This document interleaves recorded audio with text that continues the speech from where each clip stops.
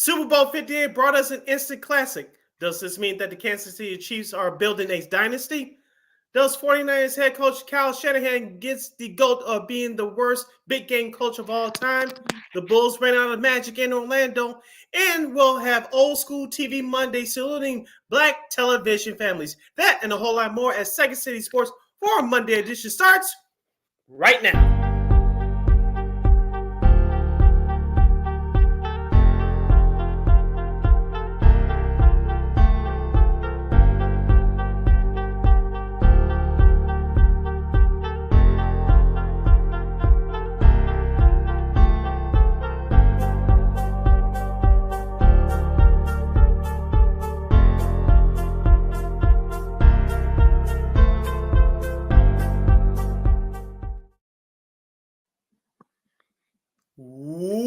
Welcome to Monday edition of Second City Sports. We're live in the living color right here on Sports Soul Chicago, along with Miss Lakina McGee, which is she. I am Sidney Brown. Hey, that's me. You can follow yours truly on the Twitter, X, and the IG at SidKid80.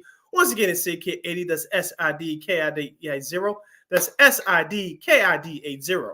You follow my Lakina McGee on the Twitter, X, IG. Make sure you download that Sports Zone Chicago app wherever you get your apps. Make sure you follow Sports Zone Chicago on all social media platforms on Facebook, Twitter, X, Instagram, and YouTube.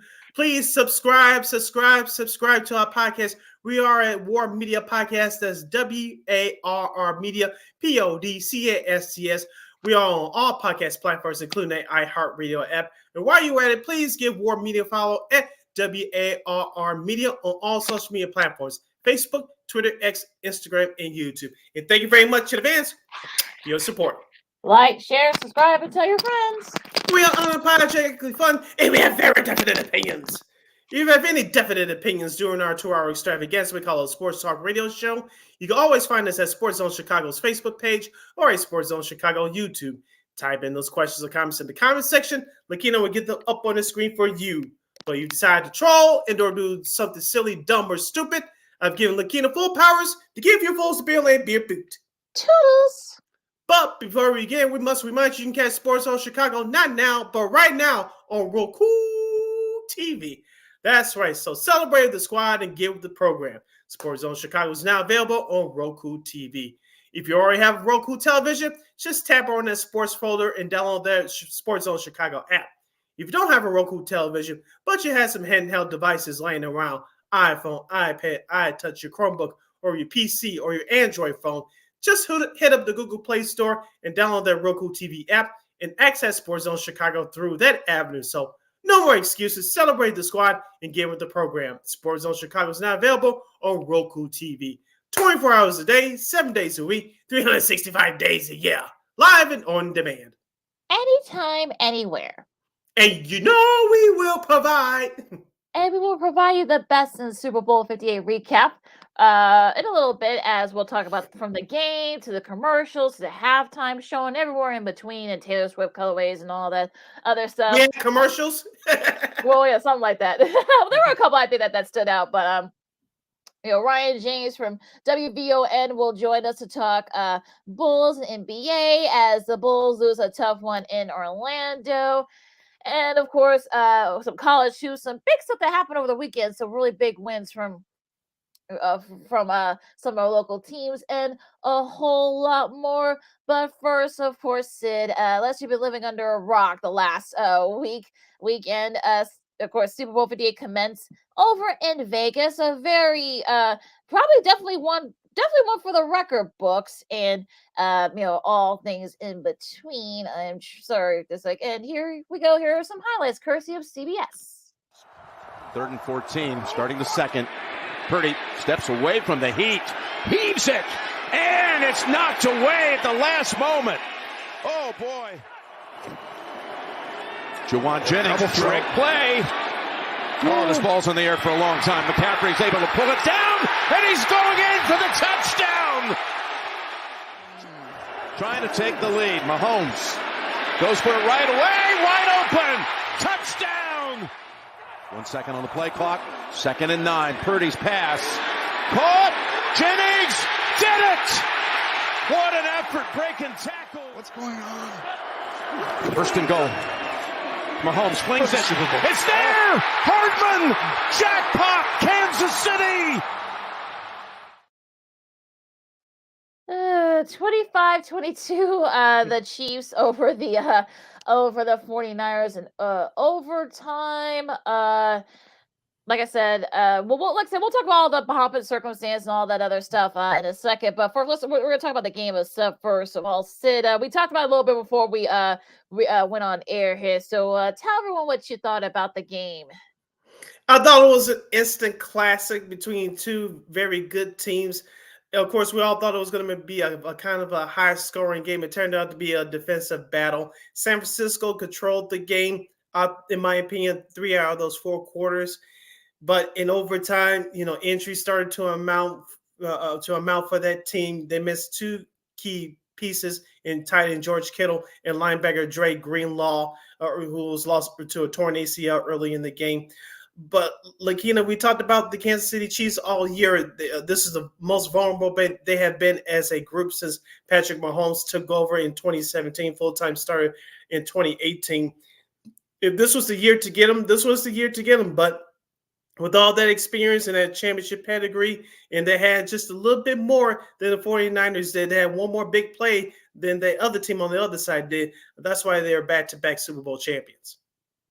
They're third, I think, 5 years. So, yeah, I mean, okay. Well, okay. I don't want to go off on a tangent here, but I'll start with this. I mean, it's all right. Well, okay, I'll start here.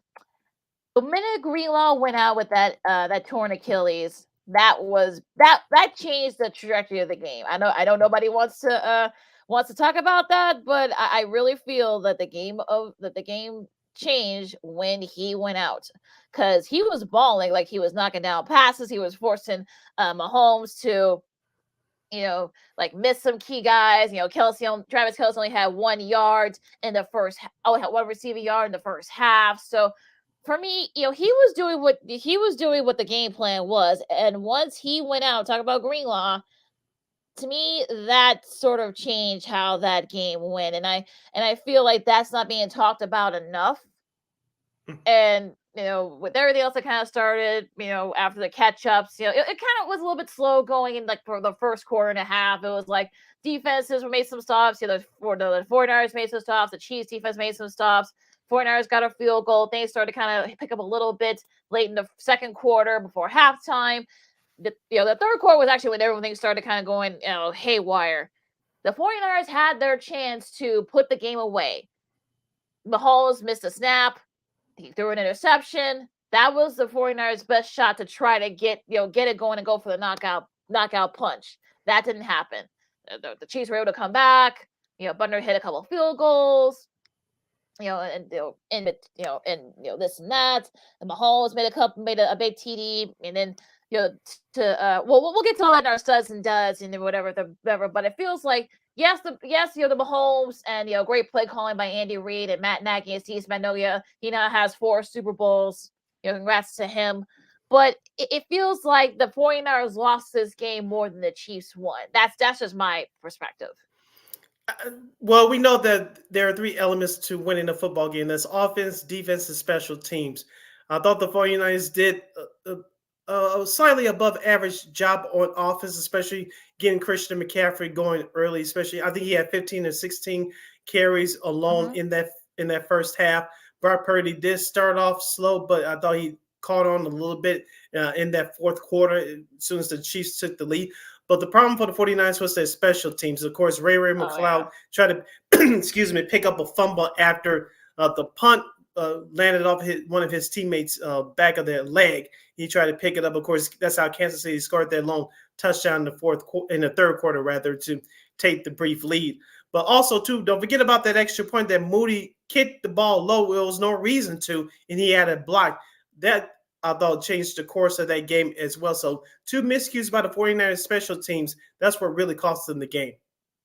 Yeah, well, this is Second City Sports on Chicago. Keita McGee, Cindy Brown with you as we recap the game, the big game, as we call it, Super Bowl 58 over in Vegas. And, the Chiefs, look, they had no Super Bowls from 1970 to 2018. They had no Super Bowl appearances in those 49 seasons. Since 2019, they've made 3 Super Bowl. They made like 4 Super Bowl appearances. They've won 3 Super Bowl titles since they're the first team in any of the major sports.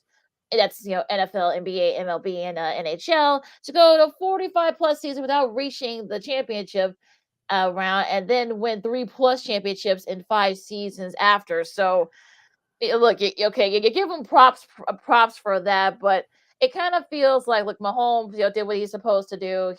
I'm seeing like folks say, well, this guy was a key, but I think Mahomes was sort of one of those, was the guy that kind of won. He now has 3 Super Bowl MVPs. He now ties with Joe Montana for most MVPs in the Super Bowl, and it just feels like, I don't know. I think.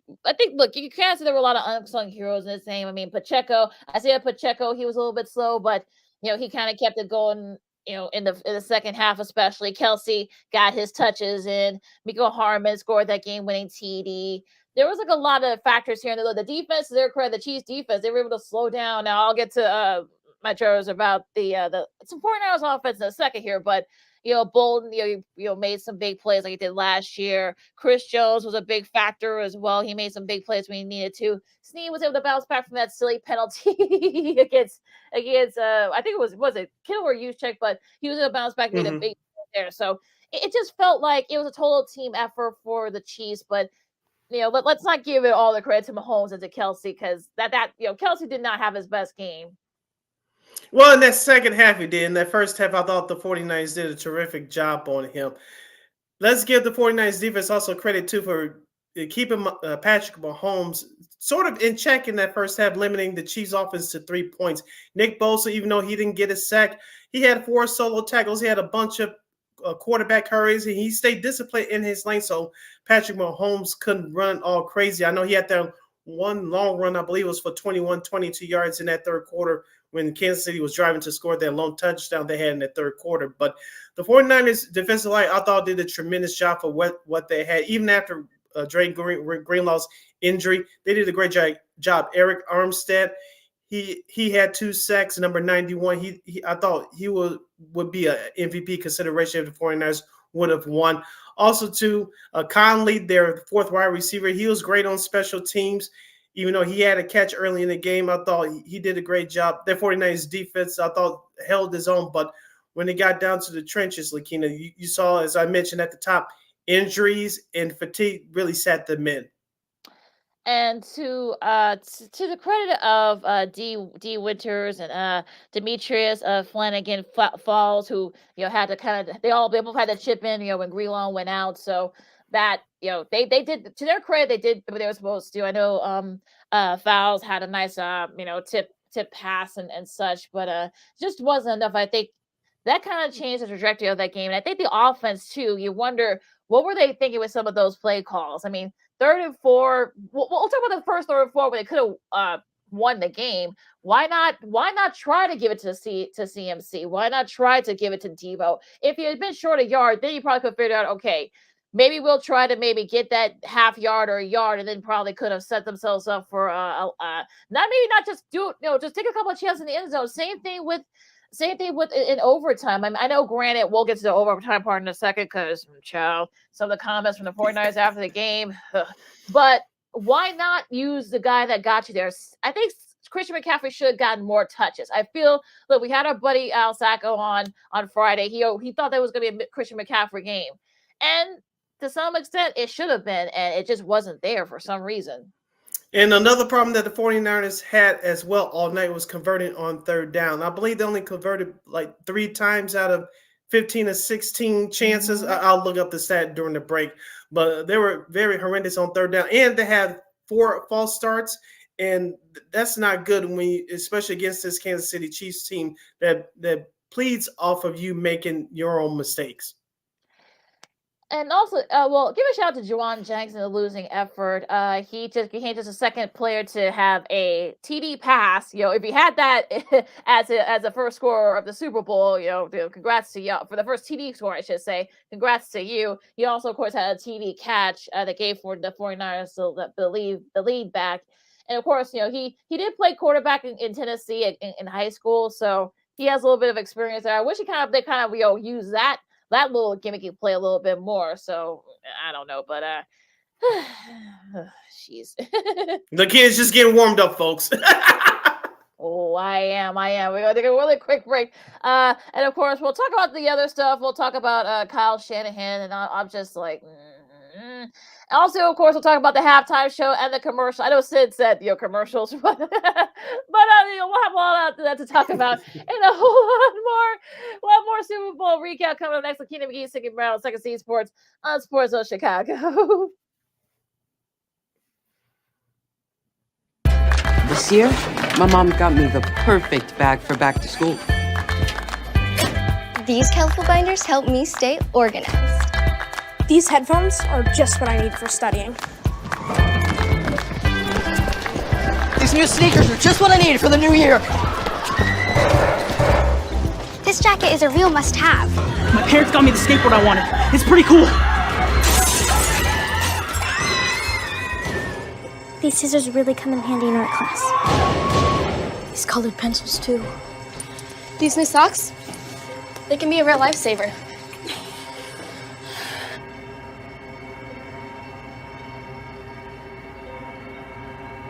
I finally got my own phone to stay in touch with my mom.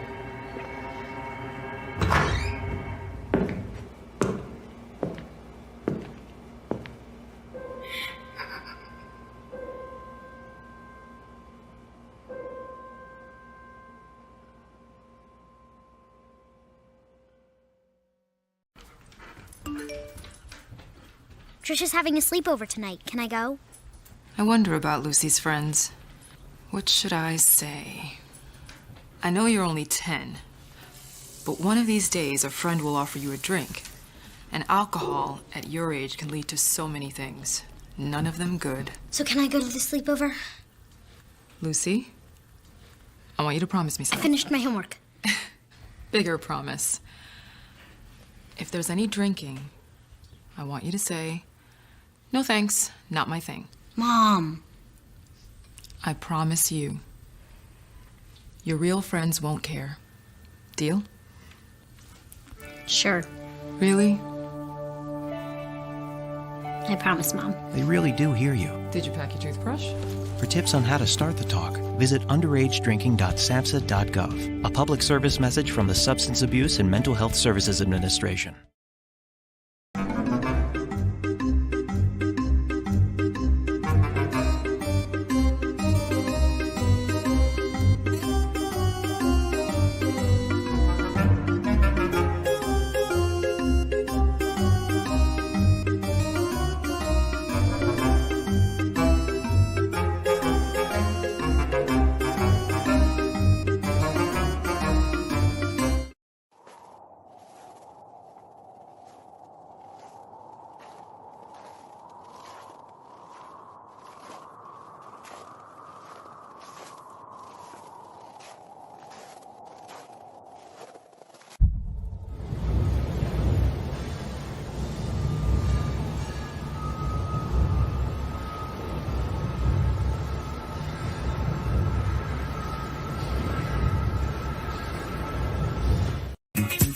Hey, this is Dr. J, and I listen to Sean and Maya in the morning.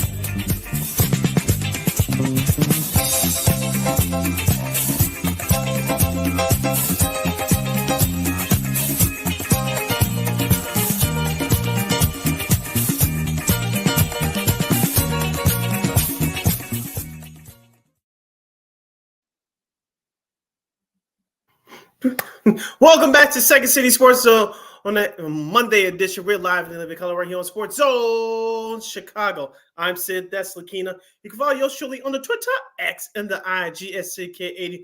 Once again, it's SidKid80. That's SIDKID80. That's SIDKID80. You follow my Lakina McGee on the Twitter, X, and Kids again, the IG. We have less than 85 minutes left for this extravaganza we call a Sports Talk Radio Show. If you have any questions or comments for us, especially on the big game from last night, you can always find us at Sports Zone Chicago's Facebook page or at Sports Zone Chicago on YouTube. Type in those questions or comments in the comments section. Lakina will get them up on the screen for you. Okay, Sid, let's go to the flip side here and talk about the 49ers, because unfortunately now Kyle Shanahan now has the distinction of having 3 Super Bowl appearances and 3 double-digit leads, and the of course, losing ultimately in the end. Of course, we know about the 28-3 when he was the OC over in Atlanta, and of course, the first Super Bowl that these two teams faced each other, 4 years ago, they had a 10-point lead. We all saw what happened here. Of course, we all saw what happened last night. I really think, look, and the overtime thing, let's just get to the overtime thing, because I'm hearing the comments from him and some of the other players. They had no clue about the new overtime rules. Basically, for people who don't know, CBS did a nice job of explaining it last night when it got into overtime. Each team was going to get a chance at the ball. If the score was still tied at the end of the first one, then it would be the second overtime, and then sudden death after. It's basically like an earlier version of a more condensed version of the college rule, if you will. And to hear him and some of the players say, "Well, we didn't know." When in contrast, you heard Chris Jones and Andy Reid say, "Well, look, Reid just that we practiced this, and this, and all that." And it's just like, he would have been better off I'm talking about Shanahan would have been better off saying that his defense was just exhausted. He wanted to give him a break. He should have just said that, just kept it moving, but I digress. I saw some of those comments too earlier this morning. If that's true, shame on them. But I think that was a small screen to say that to avoid the fact that they got beat in overtime. As I said before, they ran out of gas. But you saw what their first possession of overtime, I'm talking about the 49ers, was. They used Christian McCaffrey, like you said, Lakina. You saw that Chiefs defense was starting to get tired. They were being blown off their heels.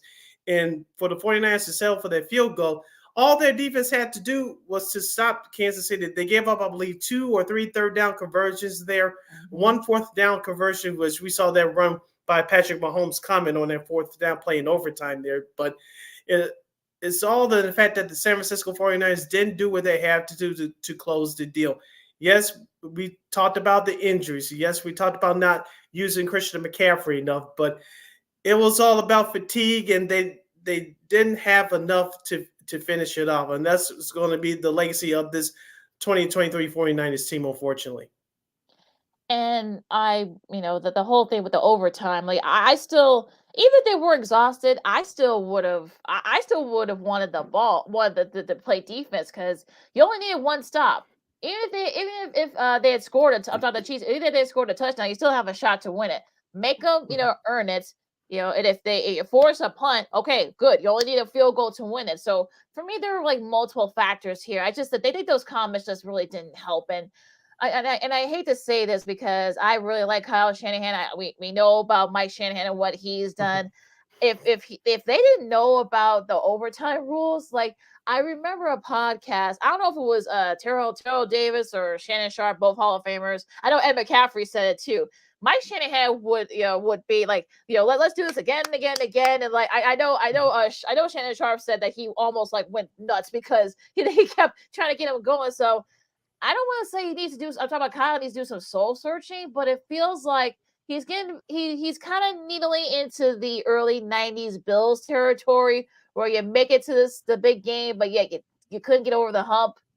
And we all know how that turned out with that team. So I'm hoping that's not the case. I mean, we'll talk about the odds of next year's Super Bowl in a second. I mean, they're already doing that, but so what do you think?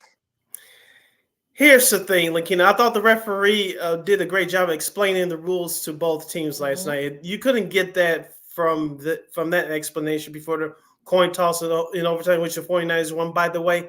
That I don't know what to tell you. But like you said, Lakina, Kyle Shanahan is going to get that Marv Levy to the Leicester. I know Marv Levy is very well respected Hall of Fame coach, and rightfully so. But Kyle Shanahan, at least as you mentioned, again, through the first 2 times he went to the Super Bowl, you choked, and that's going to go on his resume, unfortunately. And like we talked about with our guest Al Sacco on last Friday, you're not going to get too many of these opportunities, especially in today's NFL with the salary cap. And who knows whenever Dre Greenlaw comes back. Hopefully he's back next year. We don't know. But, because of injuries in the salary cap, you just don't get these opportunities very often. Remember, George Kittle said 4 years ago when they lost to him in the first time, I'll be back. Yeah, it took him 4 years to get back, but you don't know if you're going to come back or not. So I think this loss for the 49ers probably will sting them for a while. And we talked about the age of that roster, Lakina. It's not young, it's not old either, but it is peeping towards the side of 29, 30, as you know as well as I do. When you get to age 30 in the NFL, they consider you a senior citizen. So, and don't forget too, some of those players. I think Christian McCaffrey already got his money, and I think Fred Warner, the linebacker, I believe, has his money already. If not, correct me. But Brock Purdy will ask for a raise soon, and a few other guys are going to ask for a raise too. I know Deebo Samuel got his money just before the season started, so they go with him there. But a few other guys are going to ask for their money very soon. So GM John Lynch has a lot of work to do. And even despite all that, they're still the favorites as of right now. Of course, this is what we're in February 11th, so or 12, I should say. So yeah, they're at 550, and then it's the Chiefs at 650. The Ravens are at 900, and the Bills are at 950. Then you've got the Lions, the Bengals. This is according to DraftKings. Then you got the Miami, the Eagles, the Packers, and the Cowboys. Now, if you're wondering where the Bears are, they're at 4,000. So if you want to be foolish enough to make that bet, hey, you might make some money. Who knows? I don't know. A Caleb Williams potentially led team. Yeah, okay. Well, you know how some Bears fans are. those meatball Bears fans. But yeah, I mean, I don't know what their cap. I think they're okay cap wise, but so they are gonna have to they may have to get maybe another secondary guy or another O-line guy, or maybe I don't know, maybe even maybe another receiver to help to kind of take the load off Samuel and Jennings. But if you're the 49ers, you're gonna have to do some real thing here, because if not, you're going to be in that distinction. So we'll see. I mean, it's going to get interesting this offseason starting next month. You're listening to Second City Sports on Chicago. Sid Lakina hanging out here with you, discussing and reviewing Super Bowl 58 from last night between the San Francisco 49ers and the Kansas City Chiefs. The Chiefs are back-to-back Super Bowl champions. The first time an NFL franchise has won back-to-back titles since the 2003-2004 New England Patriots. Let's get into the other side, Lakina, about the Kansas City Chiefs. One, do you think they can three-peat next year? Remember, the Patriots were the last team to try to do it, and they lost in the 2005 divisional round to the Jake Plummer-led Denver Broncos on the road at that new Mile High Stadium. And, of course, a decade before then, the 1994 Dallas Cowboys lost to the San Francisco 49ers in the muddy-ass old Candlestick Park in 94. I refuse to watch any highlights from that game. I'll leave it at that. Yeah, it'll be 30 years coming up since the 49ers have won the Super Bowl, so there's no distinction there. That's probably another reason why folks were cheering for them last night. But I mean, look, if you think about it, yeah, of course they got a shot, but it's going to be tough. I mean, I know people say, dynasty and all that stuff. I mean, okay, yeah, but it's sort of like, look, you look at the division. I mean, we'll see where the Chargers are. They got a lot of dead money. They're gonna be coming off the books, but you never know. Look, knowing new coach Jim Harbaugh, he might have his guys ready. So yeah, that might actually work. I mean, we'll see where the Chargers are next year. We'll see with Antonio Pierce and how the Raiders fall next year. I mean, they actually were kind of like right there in there for the playoffs, sort of. Especially once he took over. And Denver, I mean, we'll see who their quarterback is, because we know it's not going to be Russell Wilson. So I think that the division is still, but after that, I mean, Houston's up and coming, Indy's up and coming. Then you go to North, all those teams in the North are going to be contending. Baltimore is going to be back. Joe Burrow will be back for the Bengals. We'll see where Pittsburgh is next year. The East, you got Buffalo. We know all the injuries that they had. Miami, same thing. The Jets and the Aaron Rodgers injury. So, Patriots are kind of going to be starting over. So I think, could they do it? I'm talking about the Chiefs, sure, but there's still a lot of up-and-coming teams in the AFC that can definitely say, hey, wait a second now. Like, especially all it takes is a good move, getting a draft pick that that does well, or a free agent signing that comes. Remember, Chris Jones is a free agent, folks. He could probably be going to one of these rivals. So, but yeah, I mean, it's going to be tough. Yeah. Besides Chris Jones potentially leaving, Health has been on Kansas City's side for the most part. Lakina, they narrowly escaped it last year with Mahomes' ankle injury, and they won the Super Bowl over Philadelphia. I know in their first Super Bowl back in 2019, Mahomes missed almost a month with that knee injury, but he came back and finished the season just fine for Kansas City's first championship. But you have to have Patrick Mahomes healthy. They got to get that offensive line healthy. They missed a couple of guys for the last few weeks of the playoffs. They barely survived it. But you got to have your offensive lineman healthy. Let's see what Rashee Rice, will he take another step next year, because he came up big in these playoffs in the second half of the season. And can their defense, no matter what happens to Chris Jones, can that defense play up to elite level once again? That's going to be very hard. And let's not forget, again, let's go through these years. Since Patrick Mahomes took over as a full-time starter in 2018. 2018, they lost to the Patriots at home in overtime in Arrowhead in the AFC Championship game. 2019, they win it all. 2020, they lost to Tampa Bay in the Super Bowl. 21, they lost to Cincinnati. In the AFC Championship game at home. Last year, they won the Super Bowl. This year, they won the Super Bowl. And this is the last 4 or 5 years. They played all these games from September through January. That's going to take a toll on you, even though they play once a week.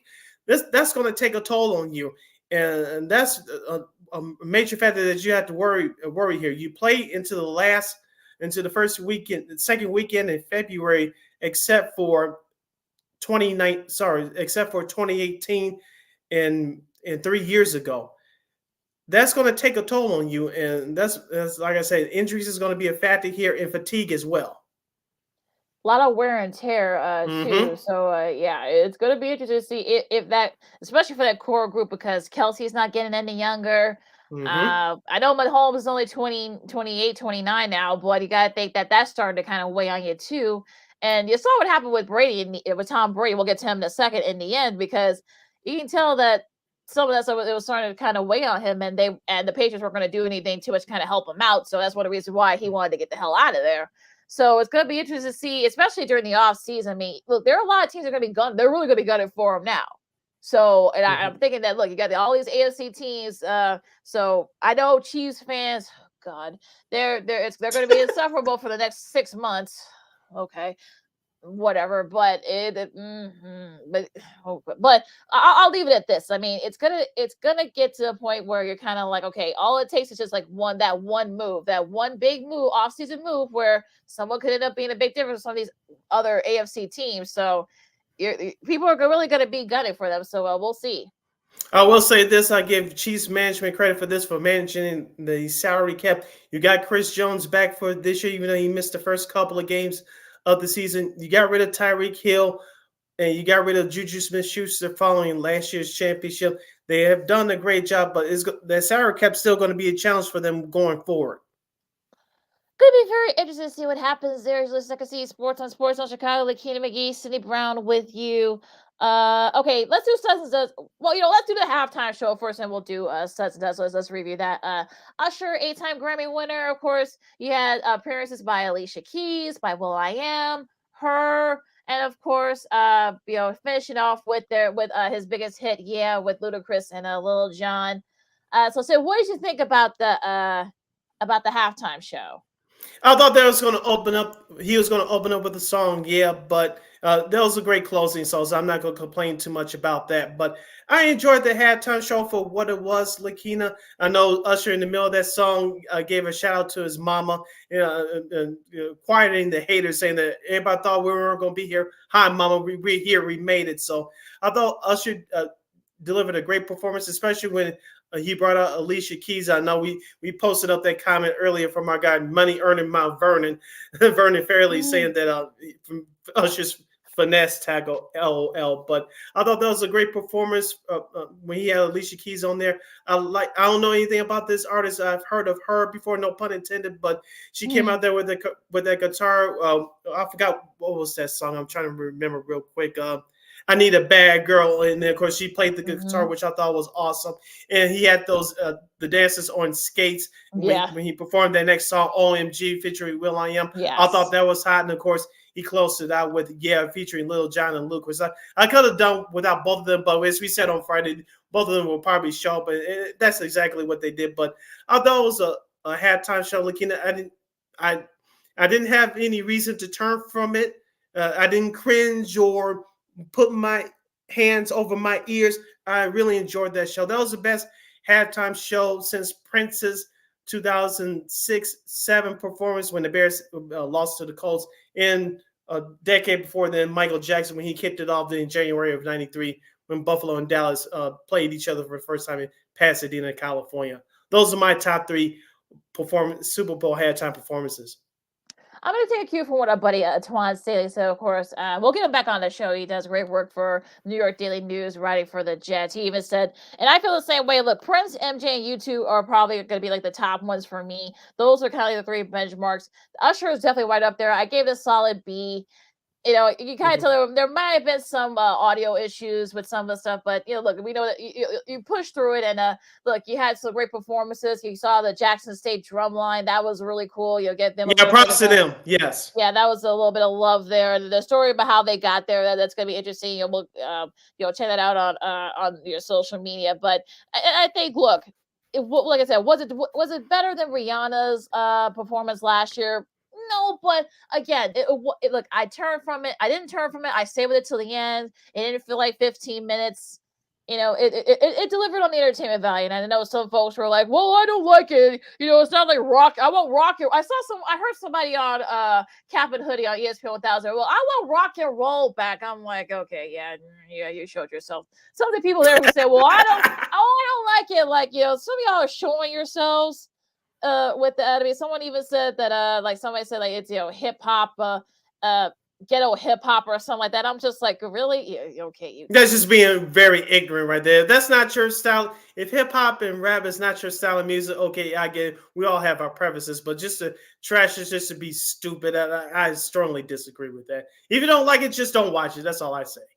Exactly. Because look, you know, do you want up with people? You don't want to go back to those days, did you? Do you guys? So, yeah, I'll be. But yeah, I thought it was a good performance. You know, really great performance by Usher. Definitely right up there. And yeah, I mean, I liked it. It'll be interesting to see who they get for next year in New Orleans. It's gonna be in New Orleans next year, folks. So, you know, it's gonna be a lot of color. Sure. It won't be Master P, and it won't be Juvenile and his Cash Money crew. No. I know it's interesting that won't be the case, but yeah, I thought it was a solid performance. I thought it was good. Yeah, like I said before, shout out to the Jackson State Marching Band. I don't know if you caught it at the end, Lakina, when they closed out with the song. Yeah, they spelled out Usher on the field. Yeah. I thought that was awesome, and of course, with the skaters, with the dancers dancing on roller skates, and Usher did it too. I thought that was awesome. And even though you're singing and dancing at the same time, Usher was not lip syncing, folks. He tried to get the crowd. Usher got the crowd involved in it. His dancing was on point, and the entertainment value was at A+ in my opinion. Well, yeah, I think we saw what happened. Like I said, I think even Rihanna admitted that she lip sync. You know, she actually admitted you noticed it. So, but you know, Usher doesn't lip sync. I don't think he ever has lip sync in his performances. So, you know, nice kudos to him. But yeah, you know, and it was Vegas too. I mean, you're gonna have, you know, skaters and you know guys doing people doing acrobats and on poles. So like whatever, I didn't mind it. All right, you're listening to Second City Sports on Sports Zone Chicago City. Lakina here with you, reviewing Super Bowl 58 between the Chiefs and the 49ers. Your Kansas City Chiefs are back-to-back champions. Lakina, I want to get your take real quick on the national anthem. It was sung by Reba McEntire. She kept it short. She kept it sweet, and she really didn't go overboard. I thought that was solid. And I didn't know this, but Post Malone, I heard the name before. I don't know who he is. No disrespect to those who are maybe fans of his music, but I thought he did a nice job with the not the America, national anthem. America the Beautiful. America the Beautiful, thank you. But I thought he did a tremendous job. Yeah, I thought they were both good. I think if you got the under for Reba's national anthem, I think you won it. So you know that was as we told you on Friday.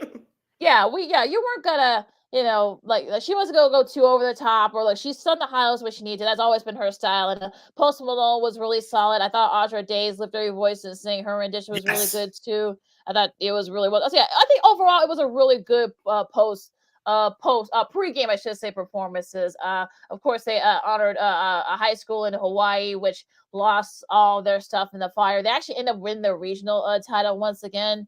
This is the third straight year they've won it. So kudos to them. That was a nice way to give them a shout out before the game. You saw the Hall of Famers there for this year. It was I said, look, for Vegas, it was a really solid. I don't think a lot of people spent any money because there are definitely a lot more 49ers fans than Chiefs fans, but it was a solid. Like I said, I thought the overall presentation was really good. I even saw a little bit of the Nickelodeon one they had. I watched the whole first quarter on Nickelodeon. I thought, how was it? For what it was, I thought it was good. I knew it was going to be a kids style telecast because most of the young kids were going to be watching that. But I thought Nate Burleson and Nora Eagle, I know you interviewed them a couple years ago. I thought they did a great job for what it was. And in the camera angle in the presentation was slightly different because they were supposed to be doing it underwater. So I thought the opening presentation like I said, I just watched the first quarter. I thought I was going to try to stick with the whole thing, but I couldn't. I went to the traditional route on CBS. But from what I saw with Nickelodeon did, I thought it was an awesome job. Yeah, and it had Dora the Explorer. They have a new version of Dora coming out, I think, in a couple of weeks. Had her as a roles analyst. That was actually pretty cool. I thought you had Dylan Schefter, who's Adam Schefter's daughter, out there on the sidelines. I think also I forgot. I keep forgetting that young rapper's name. He has his show on Nickelodeon. I keep forgetting his name. But I think his name is Dylan. Young Dylan. I think his name's Dylan too. I know what you're talking about. Yeah. Mm-hmm. Yeah. They did a good job on the sidelines. So I don't think anybody got slime. I don't think Andy Reid wanted nothing to do with that. The whole slime thing. But I thought it was a solid performance, a nice little alternative for the young kids to watch with their parents. I thought that was cool. That was okay. It's interesting to see how many viewers will be counted and recorded. I don't know if the numbers have been out yet. If we haven't, before we jump out of here within the next hour, we'll give it to you. But I'm interested to see what the ratings are, not just for the Nickelodeon telecast, but from CBS as well. Not just for the traditional broadcast, but from streaming as well. I'm sure we probably will get to probably maybe either tomorrow probably. So I'm sure they gotta count out people who streamed it on Paramount Plus and all that. So I'm sure those numbers will come for the week. We'll talk about that on Friday. But the next number that will be doing the Super Bowl will be Fox, and it'll be Tom Brady's first Super Bowl. And if you've been hearing him on various places, he's been interviewing all weekend. He said he's ready to go. He wants to, get into it, and I think he'll be a very good analyst. I still say they need to do a 3-man booth. I don't care what anybody says. I don't want Greg Olsen to be put out to pasture, but that's just me. Stay tuned for more sports and more fun as the Monday edition of Second City Sports continues with Ryan James. He is the co-host of the WVON Sports Talk Show in Chicago, The Fundamentals. He'll join us for a whole lot more fun and a whole lot more sports talk. And plus, Old School TV Monday as we salute Black TV families for Black History Month. You're listening to Sports Zone Chicago. No, I don't know, though. I'm scared. Do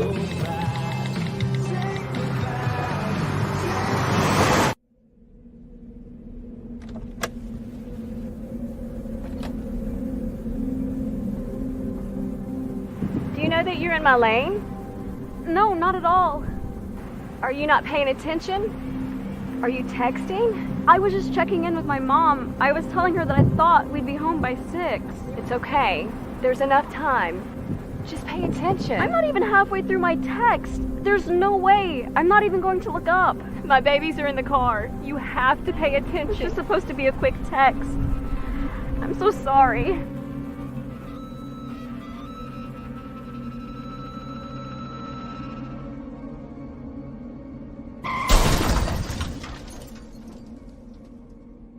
Hi, I'm Tom Brady, the director of DODEA. September is National Suicide Prevention and Awareness Month. The simple act of reaching out and caring for those in our communities is something we all can do. Just being there for someone you care about can be a tremendous first step in getting them access to confidential resources and support that they need.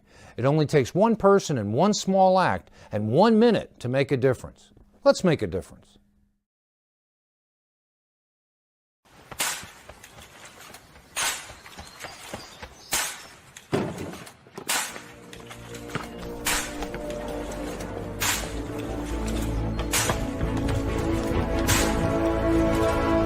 Move it!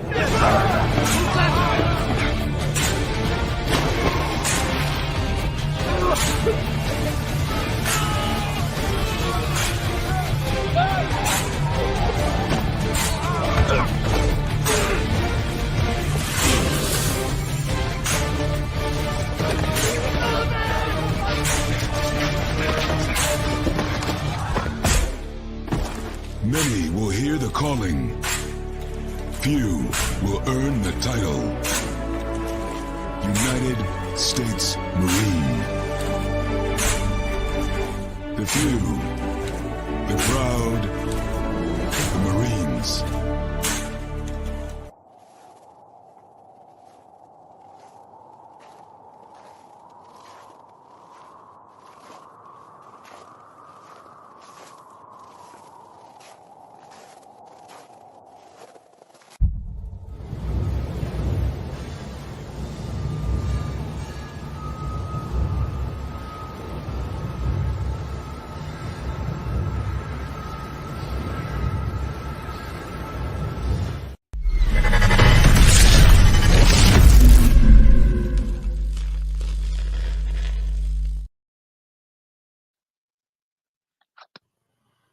Welcome back to hour number 2 of Second City Sports, the Monday edition. We're live and they live in color right here on Sports Zone Chicago, along with Miss Lakina McGee, which is she. I am Sydney Brownhead. That's me. You can follow yours truly on the Twitter, X, and the IG at SidKid80. Once again, it's SidKid80. That's SIDKID80. That's SIDKID80.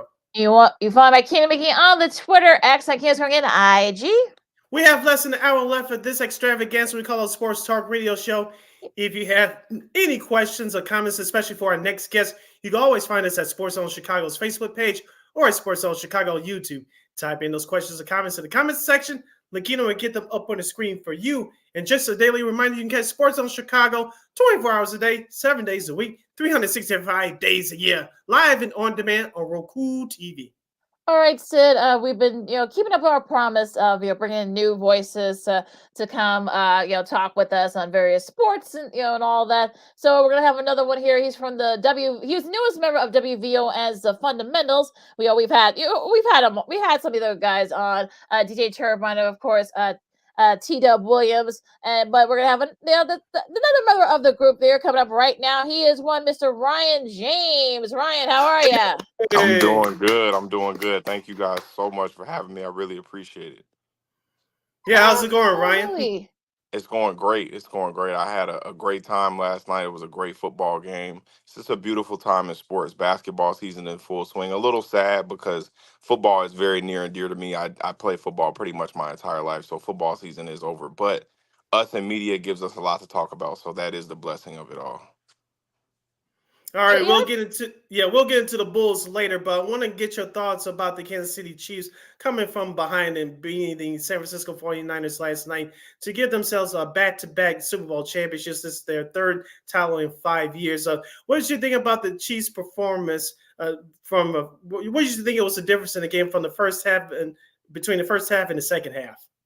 Yeah, I think one of the things that a lot of people fail to realize with the Kansas City Chiefs is they're still, besides their core guys, Chris Jones, Patrick Mahomes, and Travis Kelce, they're a very young team overall. Like, their skill position guys are young. The defense is the youngest defense in the NFL. Since the Tyreek Hill trade, they've made a huge investment into the defensive side of the football via the draft and free agency. So they're still a very, very young team. Isaiah Pacheco, all of those guys are very young. So I think you kind of saw that early on in the game, where San Francisco, they've already been to a Super Bowl with that same group. They have a little bit more experience. So I think you saw the fumble early with Pacheco. You saw some miscues that you typically don't see from an Andy Reid, Patrick Mahomes team. And I think that they really need to just kind of settle in the game. Obviously the Super Bowl is the biggest game in the world. It's 5 hours long, halftime performance and everything. So, it's really a lot of things going on. So for a young team like that, I think that they just needed to kind of settle in. And once they were able to settle in and realize that it's the same game that they've been playing since they were young kids,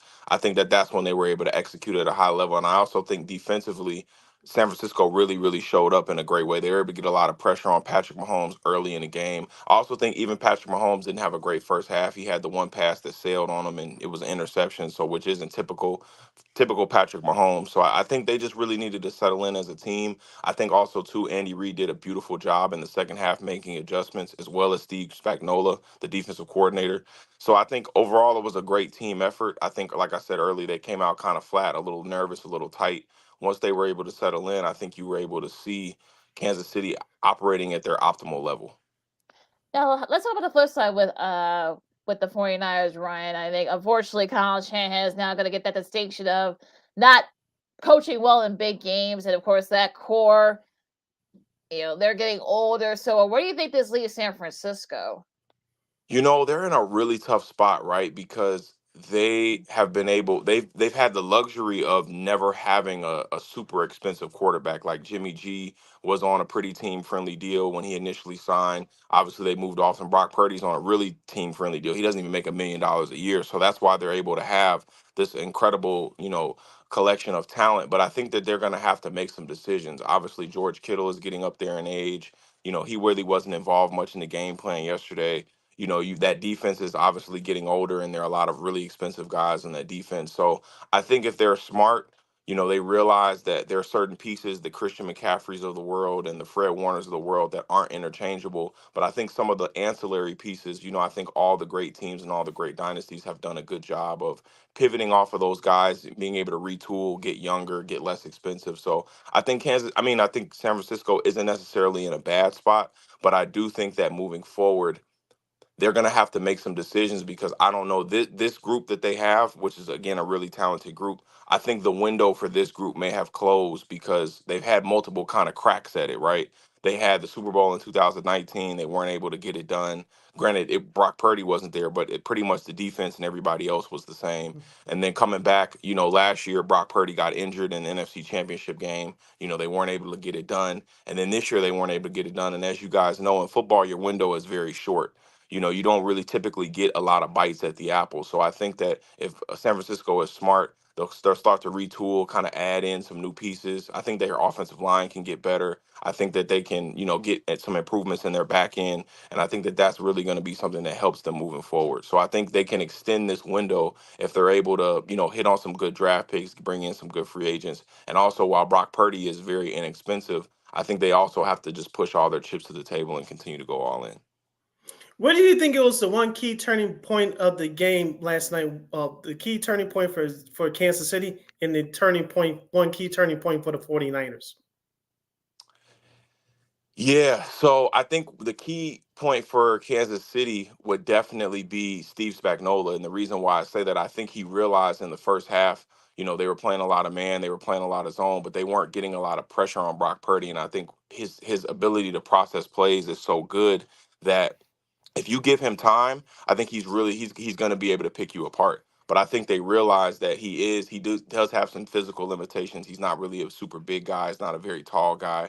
And I think if you're able to blitz him and you're able to get him off his spot, that's when you're able to make him uncomfortable, and you're able to really, kind of confuse him and things of that nature. So I think the turning point for Kansas City defensively was Steve Spagnuolo understanding that in any third and medium situation, I'm going to dial up the blitz. I'm going to really come after him. And I think having a guy like Chris Jones helps, because he was able to get a ton of pressure in the second half. Chris Jones has been unbelievable in all of Kansas City's big games. So I think from Kansas City's standpoint, I think that they were able to really dial it up defensively. And I think that offensively for San Francisco, the turning point, and where I feel like they, really kind of, I guess, essentially not necessarily lost the game, but where I feel like, they really started to kind of put themselves in a hole, was they actually had some opportunities to make some key plays and they missed on them. And I think that very similar to New England when they had Brady, like when you have your chances, you have to capitalize on them, because they're not going to make those same mistakes, right? So I think that the pass to Deebo Samuel, I believe it was in the third or fourth quarter, he was wide open in the end zone. They missed that. Like those are just plays that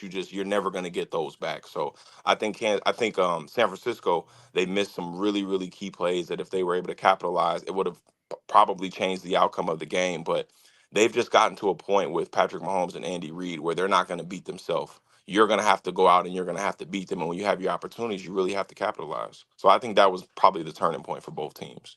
Yeah, I think that was that fourth quarter. Was it late in the fourth quarter, or maybe like right in the fourth quarter, where they probably could have won that game? I'm talking about San Francisco with that wide open pass that Purdy missed to Debo. But it is what it is with that. But now we're talking to our new buddy Ryan James from the Fundamentals of WVO in Chicago here on Second City Sports. On Sports in Chicago, Lakina McGee, Cindy Brown with you. Okay, Ryan, let's talk about the Bears, because the Bears are now on the clock. Now the Super Bowl is over with, so you don't have to tell us, what you don't have to tell us like your own synopsis of, but what's your kind of like vision here? Do you think that Ryan Poles decides to trade the number one pick, move back, try to get that historic haul that everybody's touting, or do you think they keep the number one pick and get Caleb Williams and build from there? What say you? What's your thinking right now?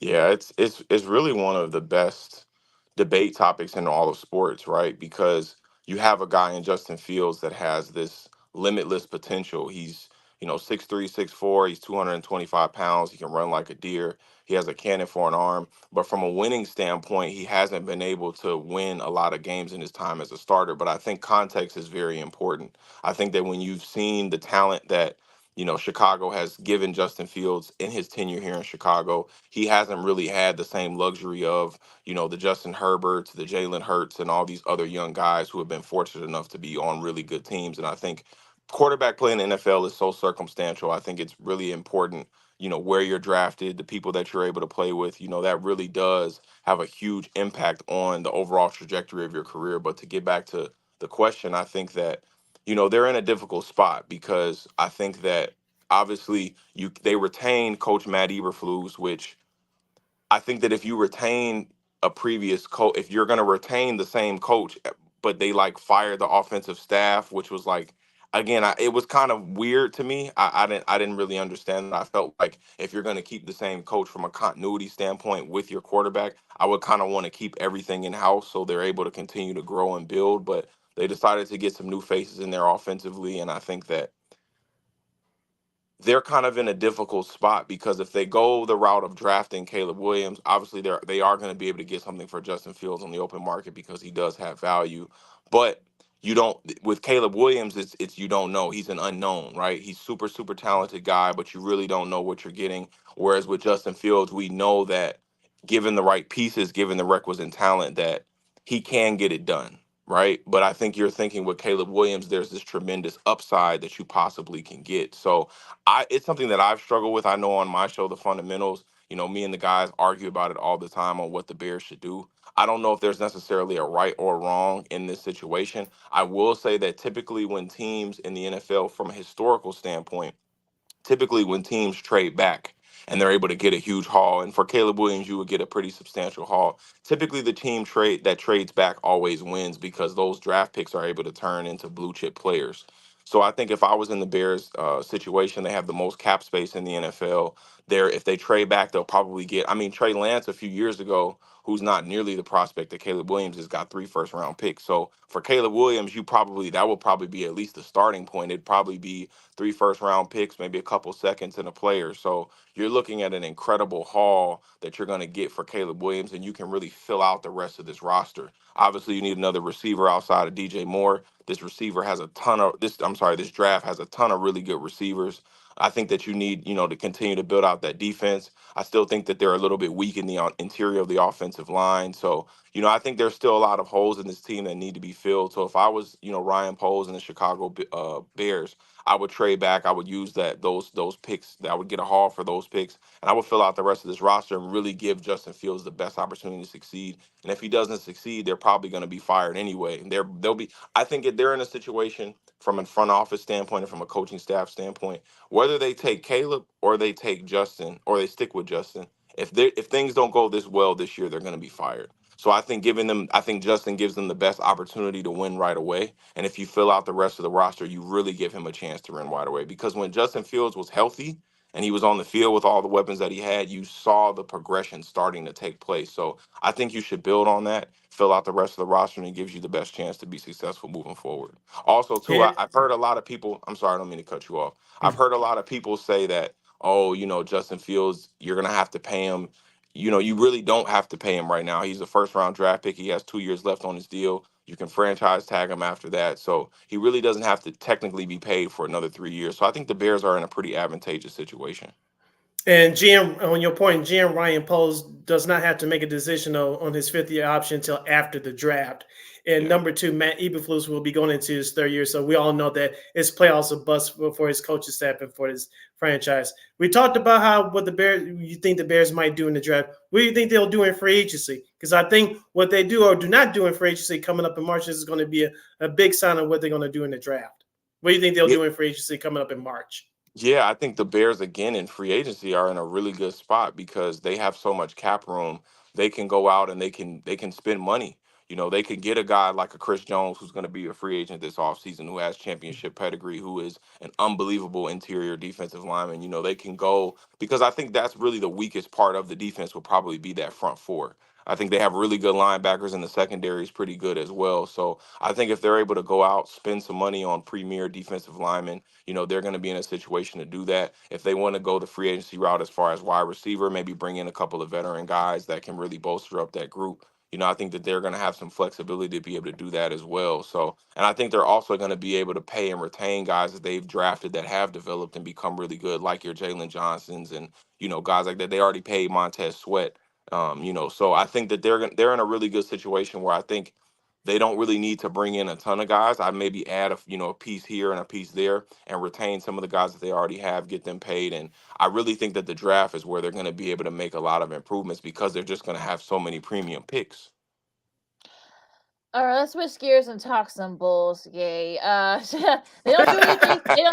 They don't do anything in the trade deadline. Of course, we figured they were going to stand pat. They lose a tough one against Orlando.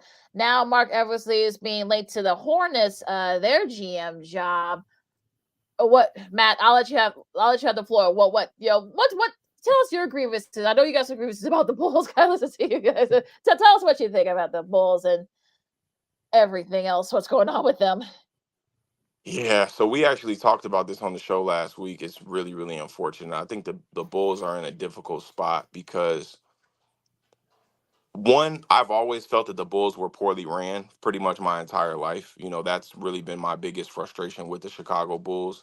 I think that, they've been very fortunate and very comfortable because Michael Jordan played here and Derrick Rose played here and other great players played here. And we've kind of been able to ride comfortably off of that. The Bulls are obviously a great brand. And I've never felt from a front office standpoint, from a management standpoint, the sense of urgency that I would have liked to see, as somebody who grew up watching the Bulls. So I think in this situation, once again, they've seen some success with this group, the DeMar DeRozan, Vooch, and what was Zach LaVine. Obviously, I don't think anybody here thinks he'll be a Bull anymore, but you were able to see some success with that group. But I think now they really do have some decisions to make because I think that this group's ceiling is probably like a play-in team. I mean, I think they might be are they the 10th seed right now, something like that in the Eastern Conference. So, I think that pretty much when healthy, they have been able to, have some guys that have, played well, like Kobe White, and DeMar DeRozan is still playing really good basketball. And I think that Vooch plays pretty well.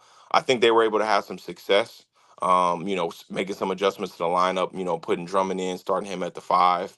I thought that was really good, putting Caruso in the starting lineup as well. So, this team has some pieces, but I would say that, I would see how it goes this year. I know a lot of Bulls fans are saying that, when Lonzo comes back, it's just going to be some complete resurgence. I don't really know. He hasn't played in 3 years, so I don't really know what you're getting there. But I think that just with this group, I would see what you can get out of them this year. Obviously, there were no moves made at the deadline. I do expect them to make some moves in the buyout market, but I don't know if the ceiling for this team is, they're going to be a top 4 or 5 seed in the Eastern Conference and really be able to truly make a run. So I think that if things don't go well this year, I think you have to consider, moving off some guys, getting younger, and possibly ripping the Band-Aid off and going into a complete rebuild, which is unfortunate because we never really saw this iteration of the Bulls healthy for an entire season, so we really never know what the potential of this group.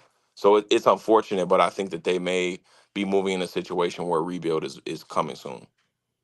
We're halfway home with our new guy, WVON's Ryan James here in Chicago. He's hanging out here with us on Second City Sports, on Sports on Chicago City. Keenan here with you, talking Bulls and NBA. Let's stick with the Bulls. Ryan, talk to us about the progression of these two players, especially I thought these two guys really took off when Zach LaVine got hurt the first time back in late November, early December. That's Kobe White and Patrick Williams. Yeah, so Kobe White has just been sensational. I mean, since Zach LaVine has went down, he's been really one of the best guards in the Eastern Conference and one of the best guards in the NBA. I mean, I felt that if there was anybody on the Bulls that deserved to get All-Star votes, it would be Kobe White. I mean, offensively, he's really just been on a tear, and I think that prior to the season starting, I felt that he would be best with the second unit because of his ability to score, because of his ability to break people down off the dribble. But he has really, really turned himself into a quality starting guard in the NBA. And it's really a testament to him and the work that he's put in. So I love what Kobe White is doing.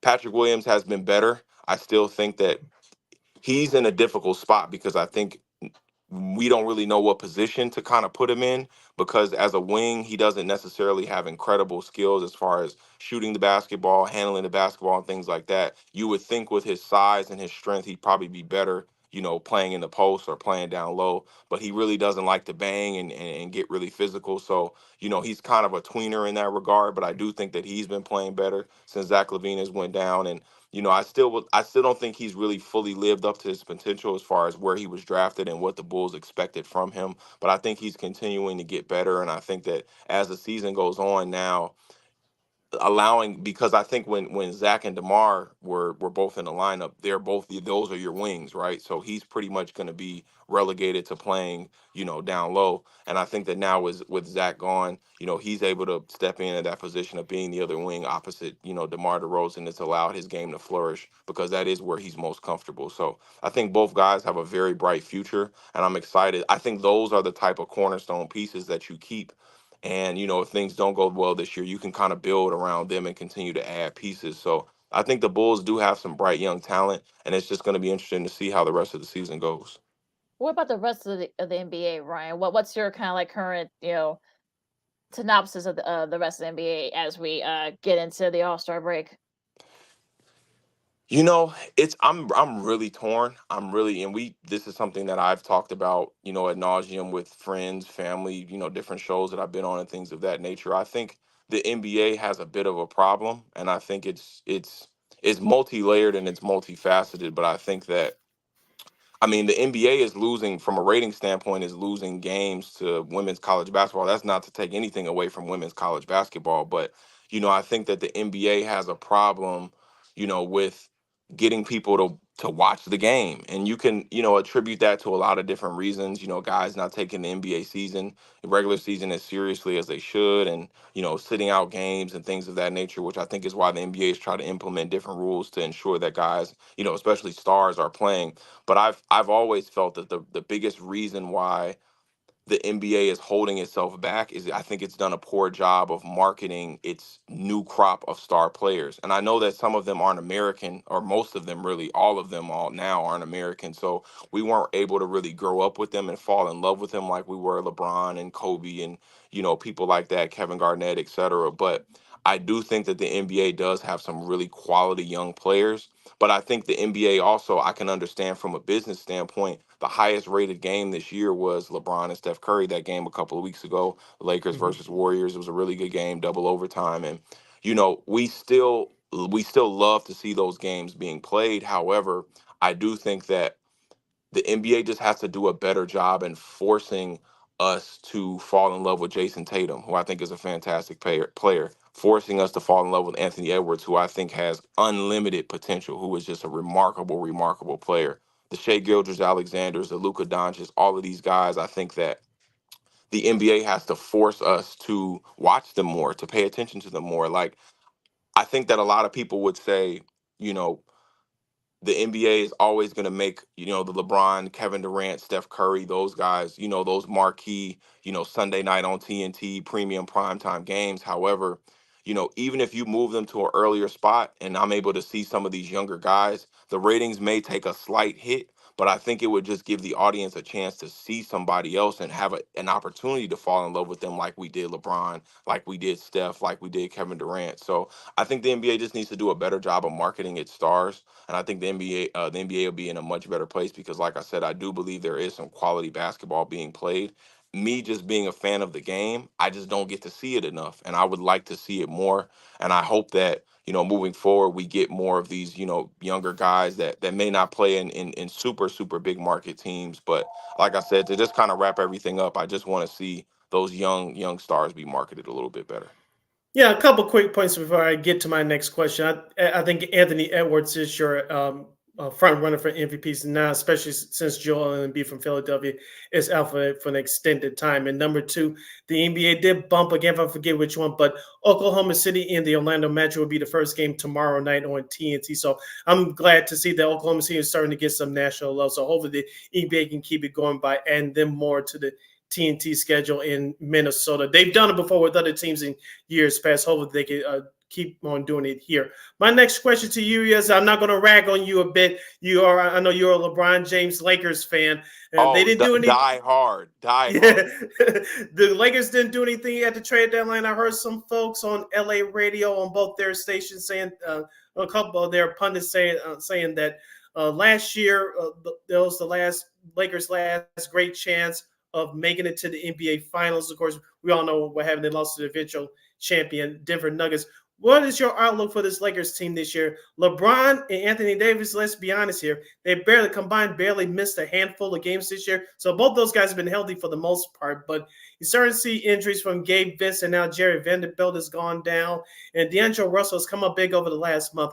What is your outlook on the Lakers this year? Do you expect that same type of run, or do you think they'll be one and done come playoff time?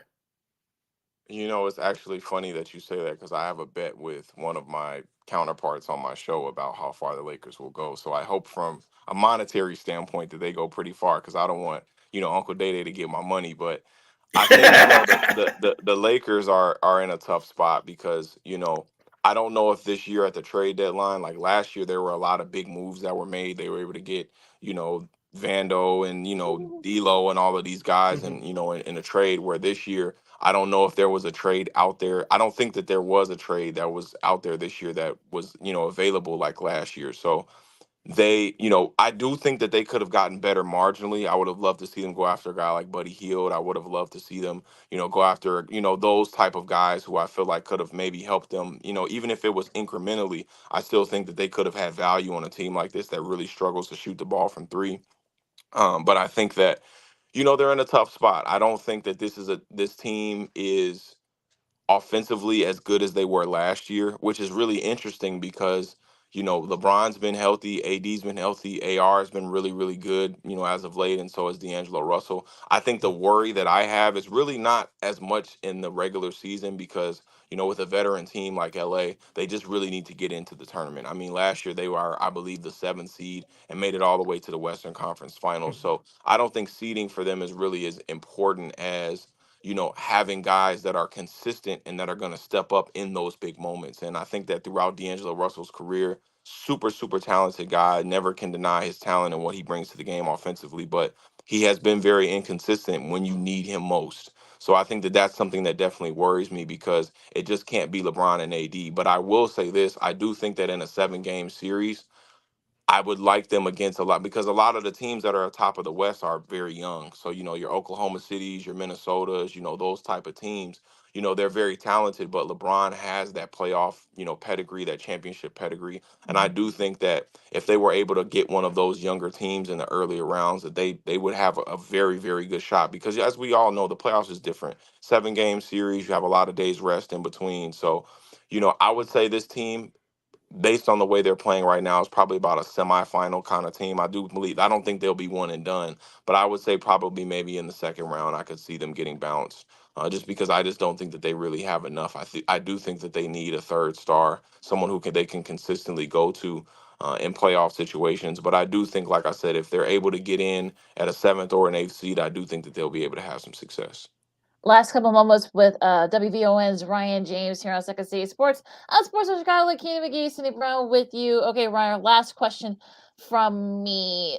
Do you the odds, of course, came out about going back to the Bears. The odds came out about the Bears, perhaps maybe, being the favorites to go back to the Super Bowl, down there in New Orleans for 59. So, if they make those moves, as you suggested a few weeks ago, do you think they can challenge the division with the Lions and the Vikings and the Packers? Can they perhaps maybe get in as a 6 or a 7 seed and make some noise? What do you think? I know it's too early, but what do you think early on? What do you think some of the synopsis is going to be for next year for the Bears?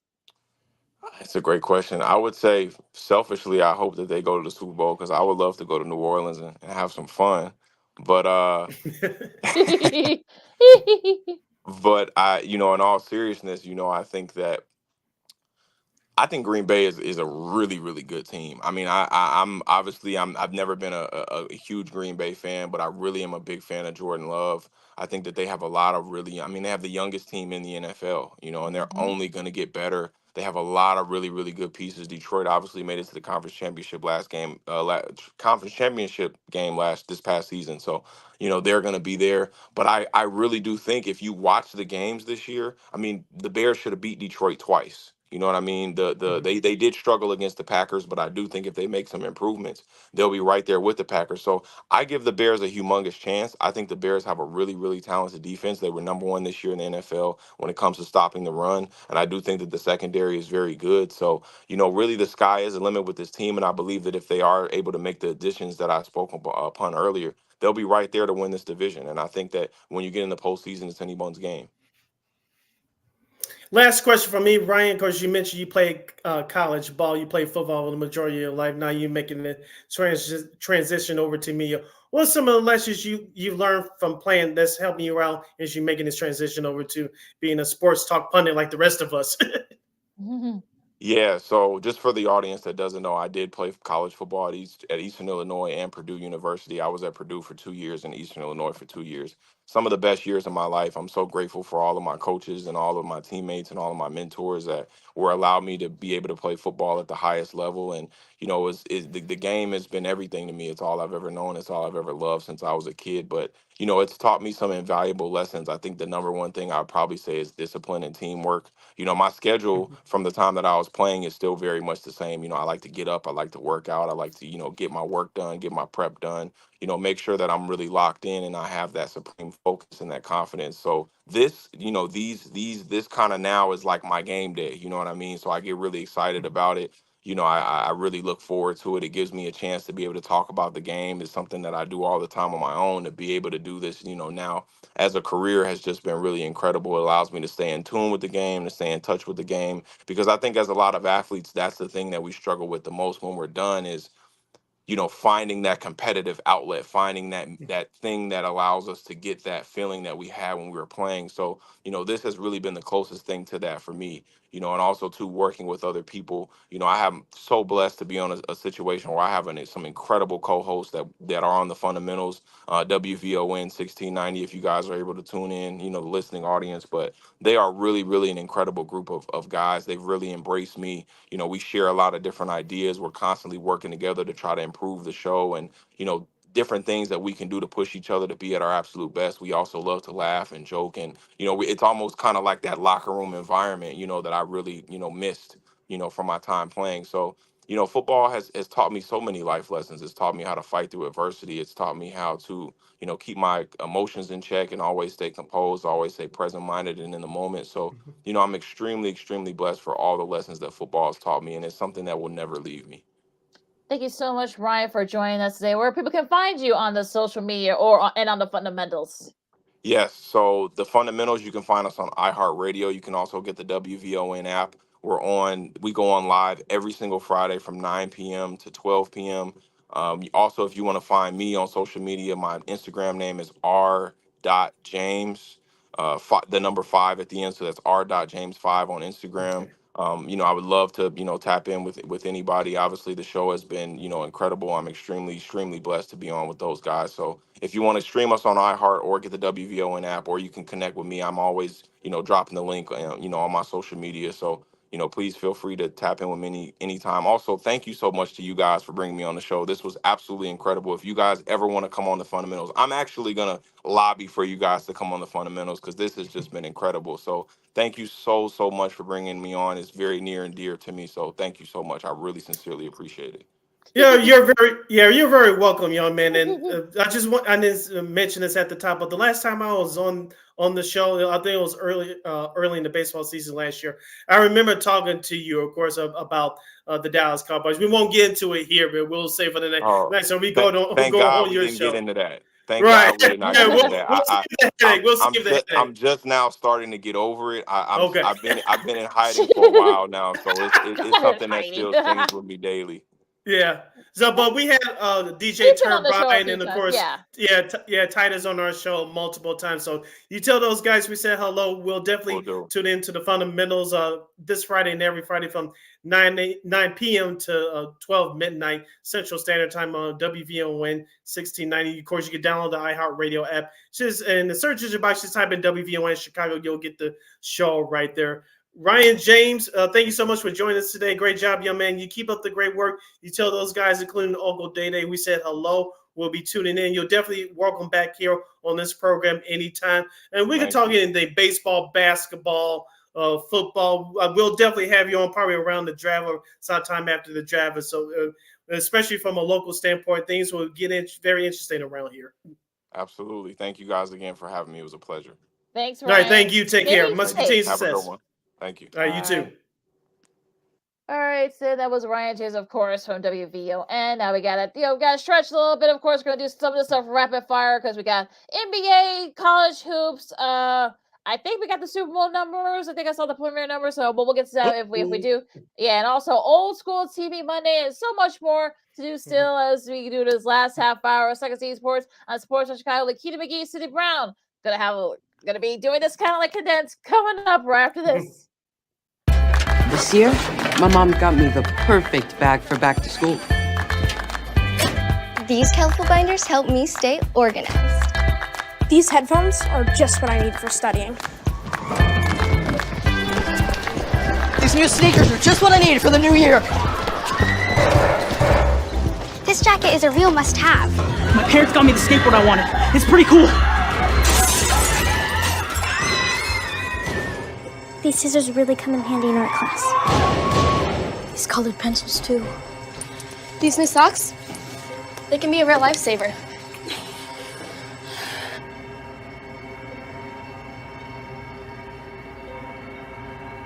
I finally got my own phone to stay in touch with my mom.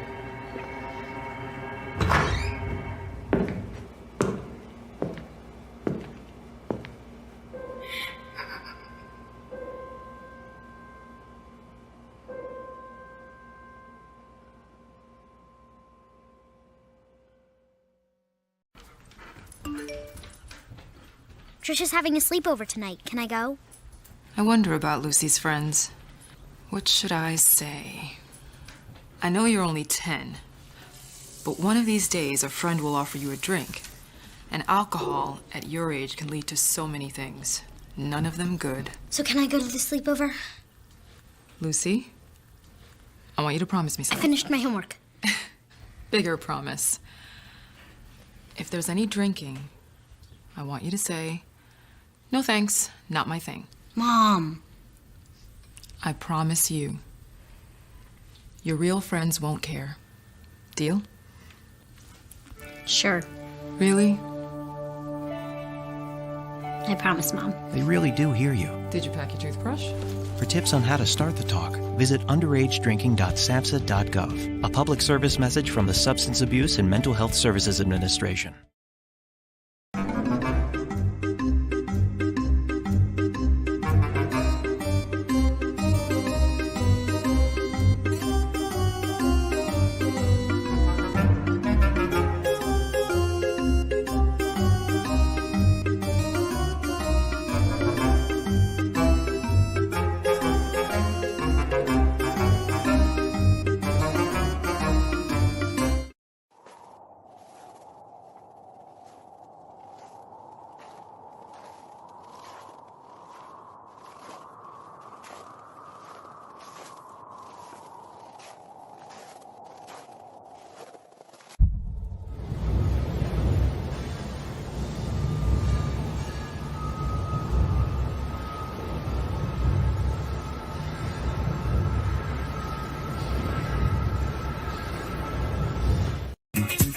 Hey, this is Dr. J, and I listen to Sean and Maya in the morning.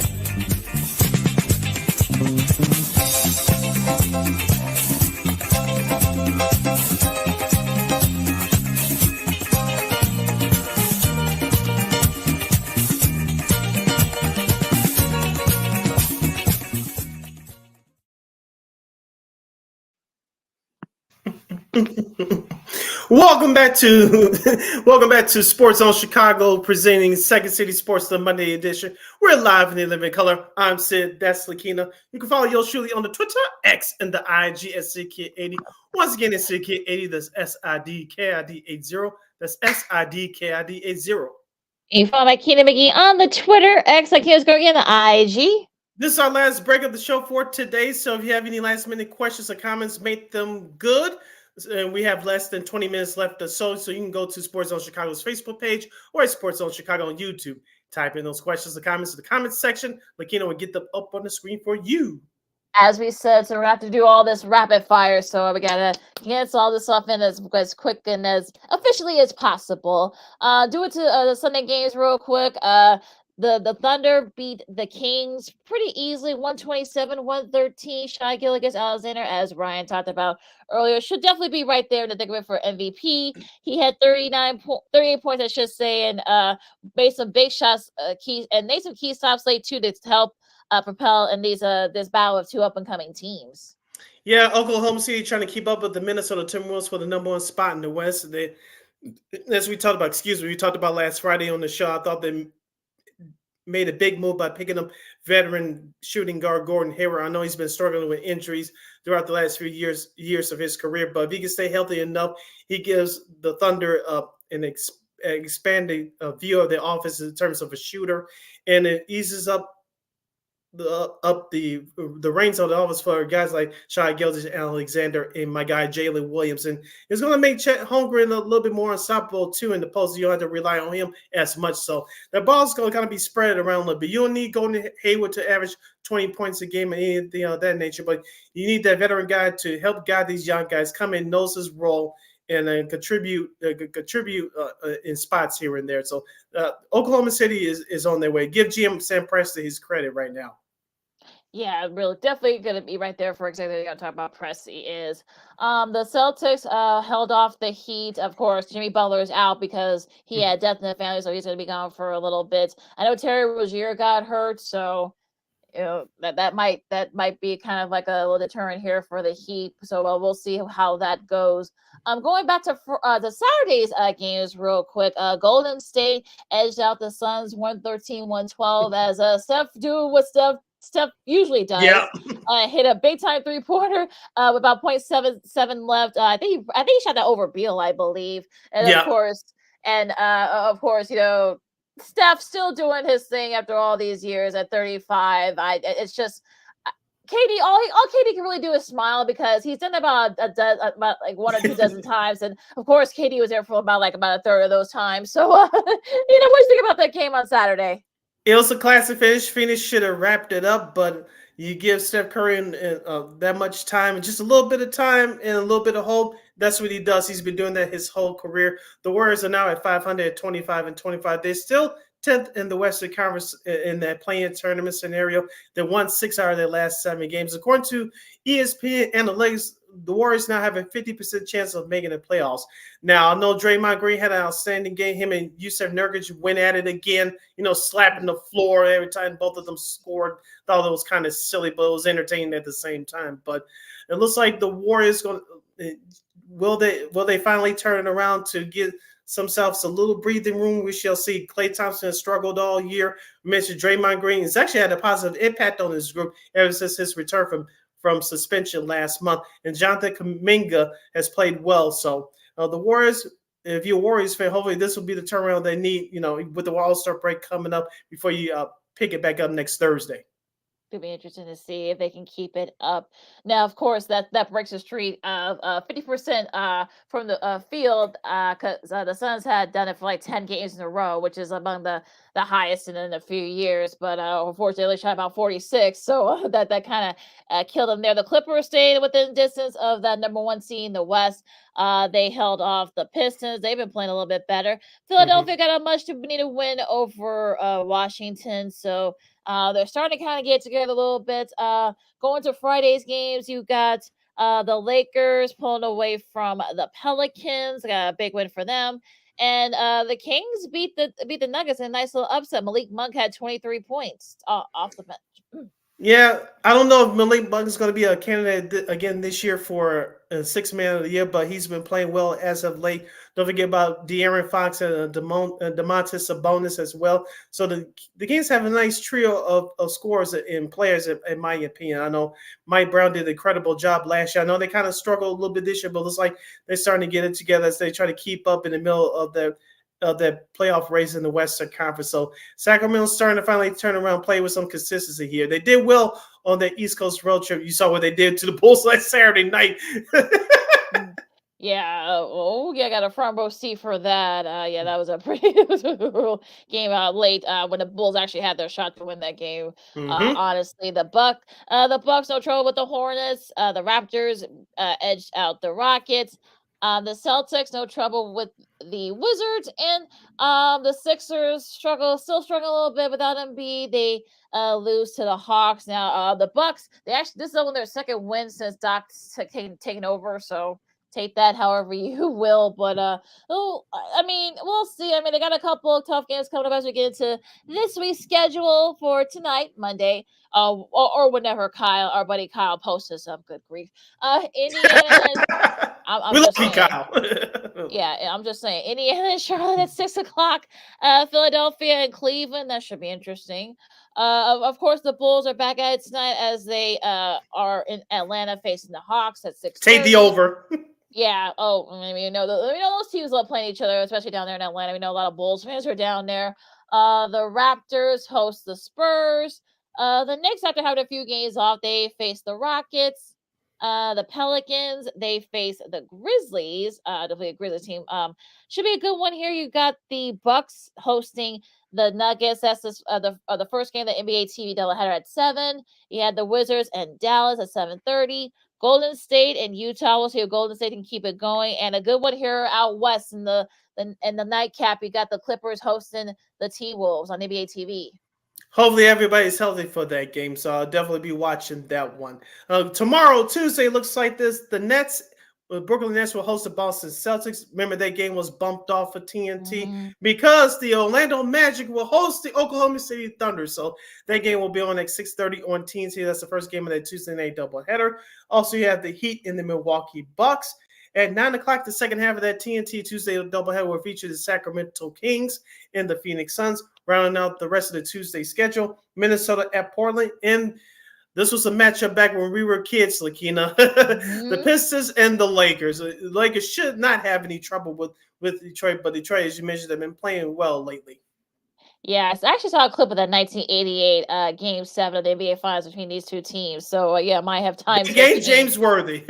Yeah, my goodness. 27 points he had in that Game 7. Good grief. To Wednesday, you got Atlanta and Charlotte at 6:00. You have the Knicks and Orlando. That should be an interesting one also at 6. The Heat and the Sixers, if only both these teams were at full strength. Brooklyn and Boston, 6:30. The first game of the Wednesday night ESPN doubleheader, you got the Bulls and the Cavs. Hopefully, Donovan Mitchell doesn't score 70, but you never know. You know how much he loves playing the Bulls. Indiana and Toronto at 6:30, and you got Houston and Memphis at 7. Houston and Memphis at 7. Rounding out the Wednesday schedule, we have Washington and New Orleans, San Antonio and Dallas in the Texas two-step battle there, Sacramento and Denver.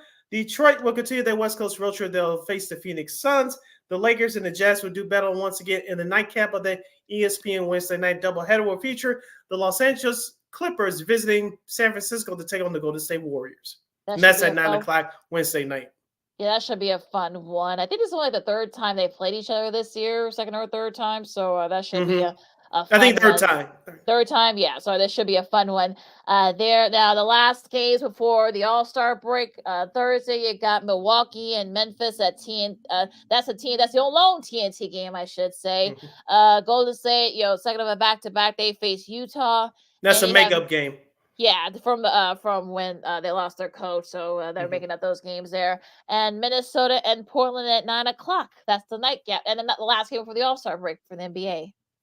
All right, that's your schedule for the NBA for this upcoming week. You're listening to Sports Zone Chicago's presents Second City Sports. We're live in the Living Color. See Lakina hang out here with you for the next few minutes. All right, Lakina, let's stay on the hardwood, but go to the college game. We'll start with our local teams first. The Fighting Illini, they had their chances to close out Michigan State and East Lansing. They held an 8-point lead twice. But Tyson Walker and AJ Hogart said, no way, Jose. Michigan State, Tom Izzo and crew came back to beat the Illini. And yesterday, Sunday, Northwestern had a little battle with Penn State, but they came up big, beating the Nittany Lions by the score of 68-63. Yeah, I gotta take care of business against those teams. I know Penn State's rebuilding a little bit, but they actually were giving some teams a hard time this year. So I'm not surprised that Northwestern was having a little bit of trouble with them. But yeah, they got a nice win for them. Hopefully they can kind of keep it going and not go too far ahead there. Memphis, your Memphis squad got their revenge against Tulane. After losing to them a couple of weeks ago. 90-78. David Jones, of course, leads the way. Their leading scorer for the Tigers. He led the way for them with 23 points. Memphis still right there in that, near that top spot in the American. Yeah, Penny Hardaway and crew starting to turn it around a little bit. David Jones, who hit the game winner, I believe it was last week against Wichita State, he's really stepped up. So as we talked about the last couple of weeks, Lakina, the team defense for the Tigers hasn't been there. They've given up too many offensive rebounds. So those two things going to have to turn around for Memphis to get back up in the American Conference and perhaps get back in the top 25. Yeah, absolutely. They definitely need to kind of get it going here. Of course, we got about a month left before Selection Sunday, so they definitely need come to around so fast. Yeah, I know, right? That's what goes back after the Super Bowl, the college hoop season. You're kind of like, wait a minute, the season's about 3/4 of the way over with. To Saturday's games, you got UConn, no trouble with Georgetown.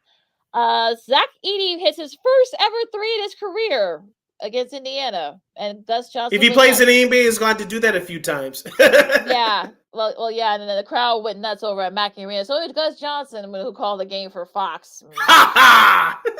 Nicely done there. UNC held on against Miami. Kansas, I should say, held on against Baylor. Houston pulled away from Cincy. Texas A&M upset Tennessee. They're trying to get together, come with a nice little resume, building win there for them. Marquette pulled away from St. John's. Arizona, no trouble with Colorado. Duke, no trouble with Boston College. You talked about the Michigan State score in Illinois. Michigan State definitely needs that win to kind of get their resume win for March. Rutgers just pounded Wisconsin. Like Wisconsin picked the wrong time to kind of sink a little bit. I think they'll make a tournament, but that's not good. Florida upset Auburn. That's for Sid over there with Florida beating Auburn. Iowa State pulled away from TCU. South Carolina, they're itching up. No trouble with Jerry Stackhouse and his Vanderbilt crew. Bama beat LSU. Gonzaga got his first quad win, beating Kentucky. Yay! But I still say they may have to win their conference tournament to get in because they're only their firthat'll quad win. So that'll help them a little bit, but it's not going to help. Take that, Calipari. Well, we know that's why I said this, but Sid was happy about that. Creighton held off Xavier. BYU, no trouble. Well, they pulled away from Kansas State. Utah State, no trouble. Boise State, and that logjam of the Mountain West Conference. Texas Tech got back on track, beating UCF. UNLV got a big win against New Mexico. Like I said, it's getting a little bit crowded out there in the Missouri Valley. And Loyola with a big win against George Washington State right there in striking distance with Dayton, who actually Dayton actually lost at VCU on Friday. So they're still kind of right there. I'm talking about Loyola in the thick of it in the A10. Yeah, we'll see with Coach Valentine and crew if they can keep it going here. Because like you said, you get into the tough part of your schedule. You have a month left before the big tournament begins. I believe you have 3 weeks left before the conference tournament begins. So this is a prime time, the best time of the season. Yep. Let's see here. I've had a problem with Western Illinois. They're now in the Ohio Valley with all the conference realignments. I've forgotten Western Illinois is now in the Ohio Valley now, but they're still right there to figure it. They're in third place. I know Southern Illinois had a nice win over the weekend as well. Stay with its regulars in the Missouri Valley conference tournament. So yeah, we're getting to the thick of it these last few weeks. There's definitely some pivotal last few weeks in the regular season. Yep. So we'll see what happens there. Here's your schedule coming up this week in college basketball. And this is the top 25 schedule tonight, Monday. A doubleheader on ESPN at 6 o'clock. We'll have Wake Forest visiting number 9 Duke at 6 o'clock, followed by number 6 Kansas visiting Texas Tech to take on the Red Raiders. That's at 8 o'clock on ESPN. Tuesday, we'll have number 14 Illinois hosting Michigan down in Champaign. You can see that game at 6 o'clock on the Peacock Network. That's streaming, folks, exclusively on streaming. I know. You can pull your hair out, but don't get mad at me. Other key games for Tuesday in college basketball. Number 7 North Carolina will travel to Syracuse in the Carrier Dome to face the Orangemen. Number 16 David will host Duquesne, if I pronounced that correctly. Duquesne. Sorry. You smacked me for that one. Indiana State, number 23, will host Illinois State. That's at 6 p.m. on Tuesday on ESPN+.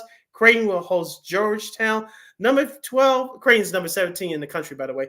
Number 12, Baylor will host number 25, Oklahoma. Porter Moser and crew. They've been slipping a little bit lately, so we'll see what happens with that. Number 20, Wisconsin will host Ohio State. Wisconsin needs this game badly. You can see that game Tuesday night at 8 p.m. on the Peacock Network as part of their Tuesday night doubleheader.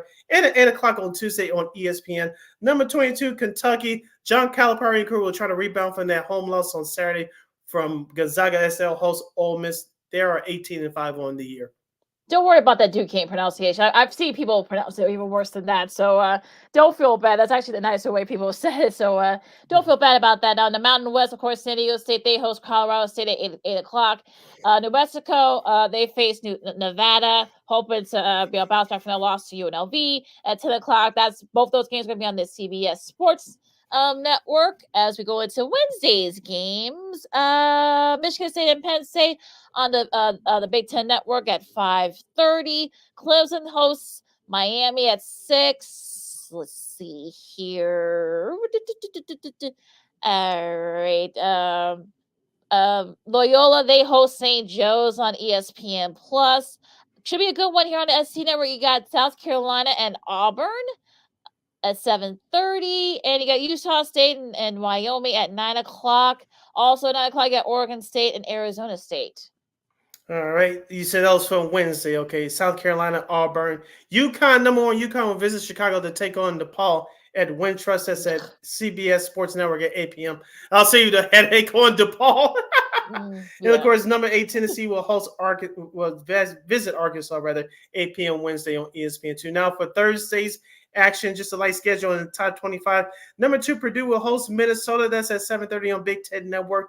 Number 18, St. Mary's will host Pepperdine. That's at 10 o'clock on CBS Sports Network. And FAU, Florida Atlantic University, for those of you scoring at home, they're ranked number 24 in the country. They'll host Temple. That's at 6 p.m. on ESPN2. That's the schedule for Thursday. And that is your schedule for this week in college hoops as we're getting closer and closer to March Madness. Yes. You're listening to Second City Sports on Sports Zone Chicago City. Lakina hanging out here with you for a couple more minutes. Lakina, before we get to Old School TV Monday, our salute to Black History Month. Do we have any numbers from CBS or from their PR department regarding last night's Super Bowl? I've been trying to find it, and they haven't posted it yet. I know their PR department actually does a really great job. They're actually one of the top PR departments, I think, of all of sports. They'll boast they'll really boast about it. I know they said that 20% of the folks there were cheering for the Chiefs because of Taylor Swift. So go figure with that one. Now, interestingly enough, though, we talked about Fox is going to have it next year. Well, after them, it'll be NBC. That's at 2026. Then ABC gets back into rotation. 2027. Then it starts again. You go CBS 28, Fox 29, NBC 30, ABC 31, CBS 32, Fox 33, and then ESPN and NBC. The designated year is for the NFL season. That year the game will be played on. So it'll be interesting to see after that, will it start streaming? So, I mean, yeah, that's going to be the interesting thing after that. But yeah, this is starting the new TV deal this year with the first year of it. So it all kind of like, goes in order. So we'll be interested to see what happens with that. All right. Now, since we are at the end of the show, we do this around this time every Monday. We have Old School TV Monday. Since February is Black History Month. For the second year in a row, we'll salute the Black TV family. And for this week, Lakina, we will salute the American sitcom from 1993 until 1994, the TV sitcom Thea. That's right. Thea was an American sitcom that premiered on September 8th, 1993 on ABC, and it ended its run on February 16th, 1994, for a total of 19 episodes, starring stand-up comedian Thea Fidel. The Thea series marked the first time an African-American comedian was the star of a series named after her. The series was set in Houston, Texas. Thea Fidel started as her title character, Thea Armstrong Terrell, a widowed mother of 4 children who worked as a supermarket cashier during the day and ran a single-chair beauty salon called Styles by Thea from her home at night. Although the show initially attracted high ratings, viewership declined steadily over the course of the season, and the series was canceled after 19 episodes, having ended the season in 43rd place. And some of the main characters on that show was, of course, Thea Fidel, Adam Jeffries, Brandy Norwood before she started singing I Want to Be Down, and of course before Moesha, Jason Weaver from Chicago before Love Being Your Ambition, baby, the late Yvette Wilson, and Cleavon Derricks playing Charles Russell. Yeah, I actually like the concept of it. Like it's been said, Thea was the first. If you saw her on Comic View, you probably saw who she was, and after that, I think the story was that the ABC executives saw her and said, "Hey, we want to do a sitcom about you and your family." And she had a hand on picking out the cast and such. And for what I've read, she and Brady didn't really get along very much. Again, this is just from various reports and various interviews that she's done over there talking about Thea. But yeah, I mean, 19 episodes. I think probably one of the best episodes was probably the one where it was Thea's birthday and she wanted to go to a Motown concert. Smokey Robinson, yes. It was Smokey Robinson and the gang, and they got a chance to sing. The kids got a chance to sing the rest of all the top songs, the favorite songs from Motown. That was actually really, really cool. You heard Brady's voice for the first time though. That's kind of how it all started. But I thought it was a good concept. I could kind of see why the show kind of fell off. I know it rated very well. I think it came on Tuesdays, I think, during that time. And it was actually, I think it came on after Full House hadn't moved by that point, but it was actually the concept was there. I just think the quality of it, they didn't really know what to do with the show. You had 4 kids. It was kind of hard to have storylines for all of them. And I know that Cleveland's character kind of left after not too long after, I think like halfway through the season. So that kind of sort of a little bit there. There was a lot of little disproportionate stuff that kind of happened. What direction they wanted to go. So, but look, I mean, Jason Weaver, of course, famously was the voice of young Simba in the original animated version of The Lion King. Yeah.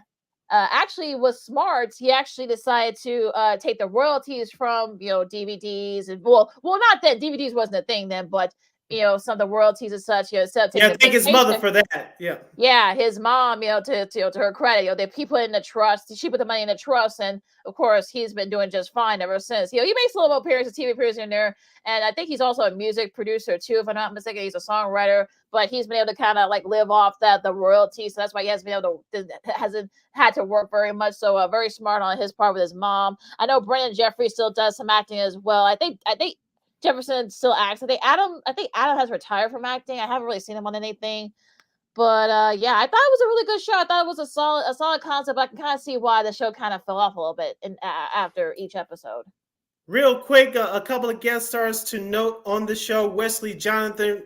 This is before City Guys. He played one of the best friends of Jason Weaver's character on that show. And the late, I don't know if you remember this episode. This is also on YouTube as well.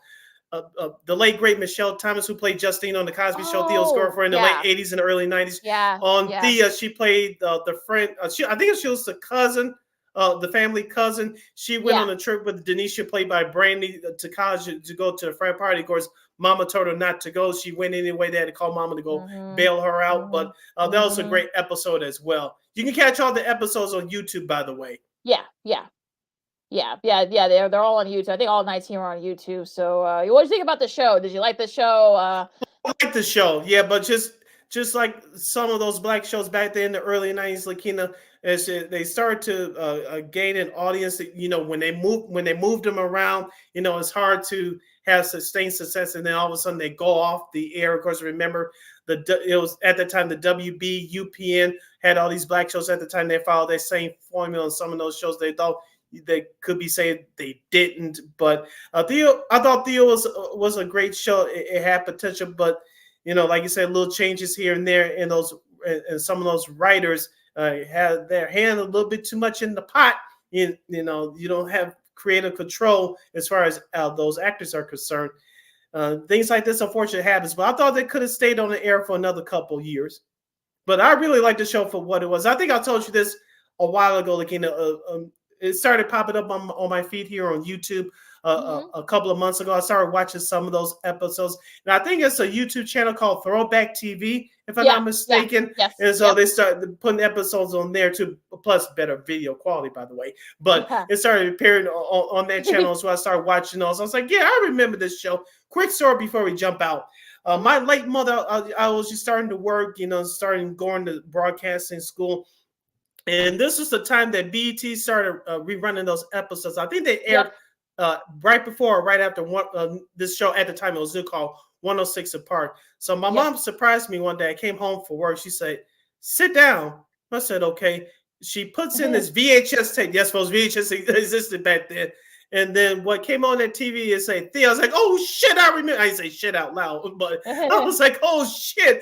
I remember this program. Of course, as we said before, those kinds of shows you remember. But, you have future superstars like Jason Weaver and Brandy, who both of them went on to do great things. Both of them still making their mark in the entertainment industry. We forgot about what simpler times they were back in the 90s. Of course, the whole landscape of not just the black families, but family programming and just television in general has changed throughout the years. So those were back to simpler times, and I just enjoyed this show. Like I said, that show could have lasted a couple more years. It really did, but I kind of feel like if you heard Thea's interviews, she clashed with. Well, it wasn't really Brandy; it was really her mom, Sonia. Yeah, she was a tough cookie from what I read and heard too. So yeah.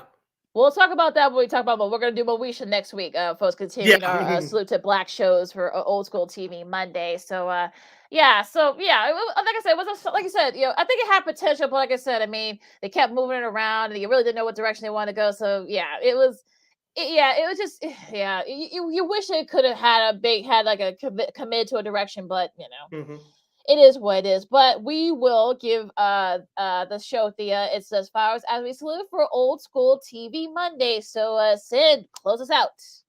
All right, you can follow yours truly on the Twitter, X, and the IG at SidKid80. Once again, it's SidKid80. That's SIDKID80. That's SIDKID80. I look pink for some reason. You follow my Keita McGee on the Twitter, X at Kia Skorgi, the IG. Make sure you download the Sports Zone Chicago app wherever you get your apps. Please follow Sports Zone Chicago on all social media platforms, so Facebook, Twitter, X, Instagram, and YouTube. Please subscribe to our podcast at War Media Podcast. That's WARR Media, PODCASTS. We are on all podcast platforms, including the iHeartRadio app. And make sure you give War Media a follow at WARR Media on Facebook, Twitter, X, Instagram, and YouTube. Twittergram. We will probably make that happen one day, Lakina. Mark that. Yeah. So thank you very much in advance for your support. Twittergram, folks. Twittergram. I think you need to trademark that before somebody else says like, share, subscribe, and tell your friends. Be sure to catch Second City Sports live in living color every Monday, every Friday from noon to 2 p.m. Central Standard Time, right here on Sports Zone Chicago. One more time, as Lakina would say, catch Second City Sports live in living color every Monday, every Friday from noon to 2 p.m. Central Standard Time, right here on Sports Zone Chicago. And once again, we want to thank Ryan James from WVON for joining us. You can catch him on the Fundamentals every Friday 9 to midnight, right there, right here on WVON Chicago on the VON app. And also, too, if you have the iHeartRadio app, you can just type in WVON Chicago, and it's all right there. Yes. And don't forget, you can catch us not now, but right now, 24 hours a day and 7 days a week, 365 days a year on Roku TV. Yep, of course, you can catch our show, Sean and Maya, the Smoke Fellas, and a whole lot more. It's all right there for you, and we know we will provide. That's right. All right, so we're going to have a big show coming up on Friday, just in time for the All-Star break. We're going to have our NBA mid-season recap special on the second hour, on the 1 o'clock hour. We're not going to tell you who's going to be a part of it. No, you have to tune in on a Friday. So we'll tell you, but it's going to be a whole lot of fun as usual. So yeah, it's going to be a great time by all you NBA fans. So make sure you tune in to us on Friday. We might have to have a NBA All-Star throwback segment again, like we did last year, but we'll see what happens. Oh yeah, well it depends on who we have. Who we have coming up. So make sure you guys tune in. All right, enjoy the last few days of the first half of the NBA season. Of course, college hoops. They're winding down as it gets ready for March Madness in a few weeks, and a whole lot more. Also, spring training comes up next week. We'll talk some about that because there are some guys that are still on the market that shouldn't be, but we'll agree with them about that. Friday. Yeah, well, there was agrees that on Friday. So, but even still, enjoy the sports. Be safe. I know all you KC fans. Party. Go crazy, but do it safely though. For Sid, I'm Lakia. This has been Second City Sports on Sports of Chicago, and we'll see you Friday. Holla.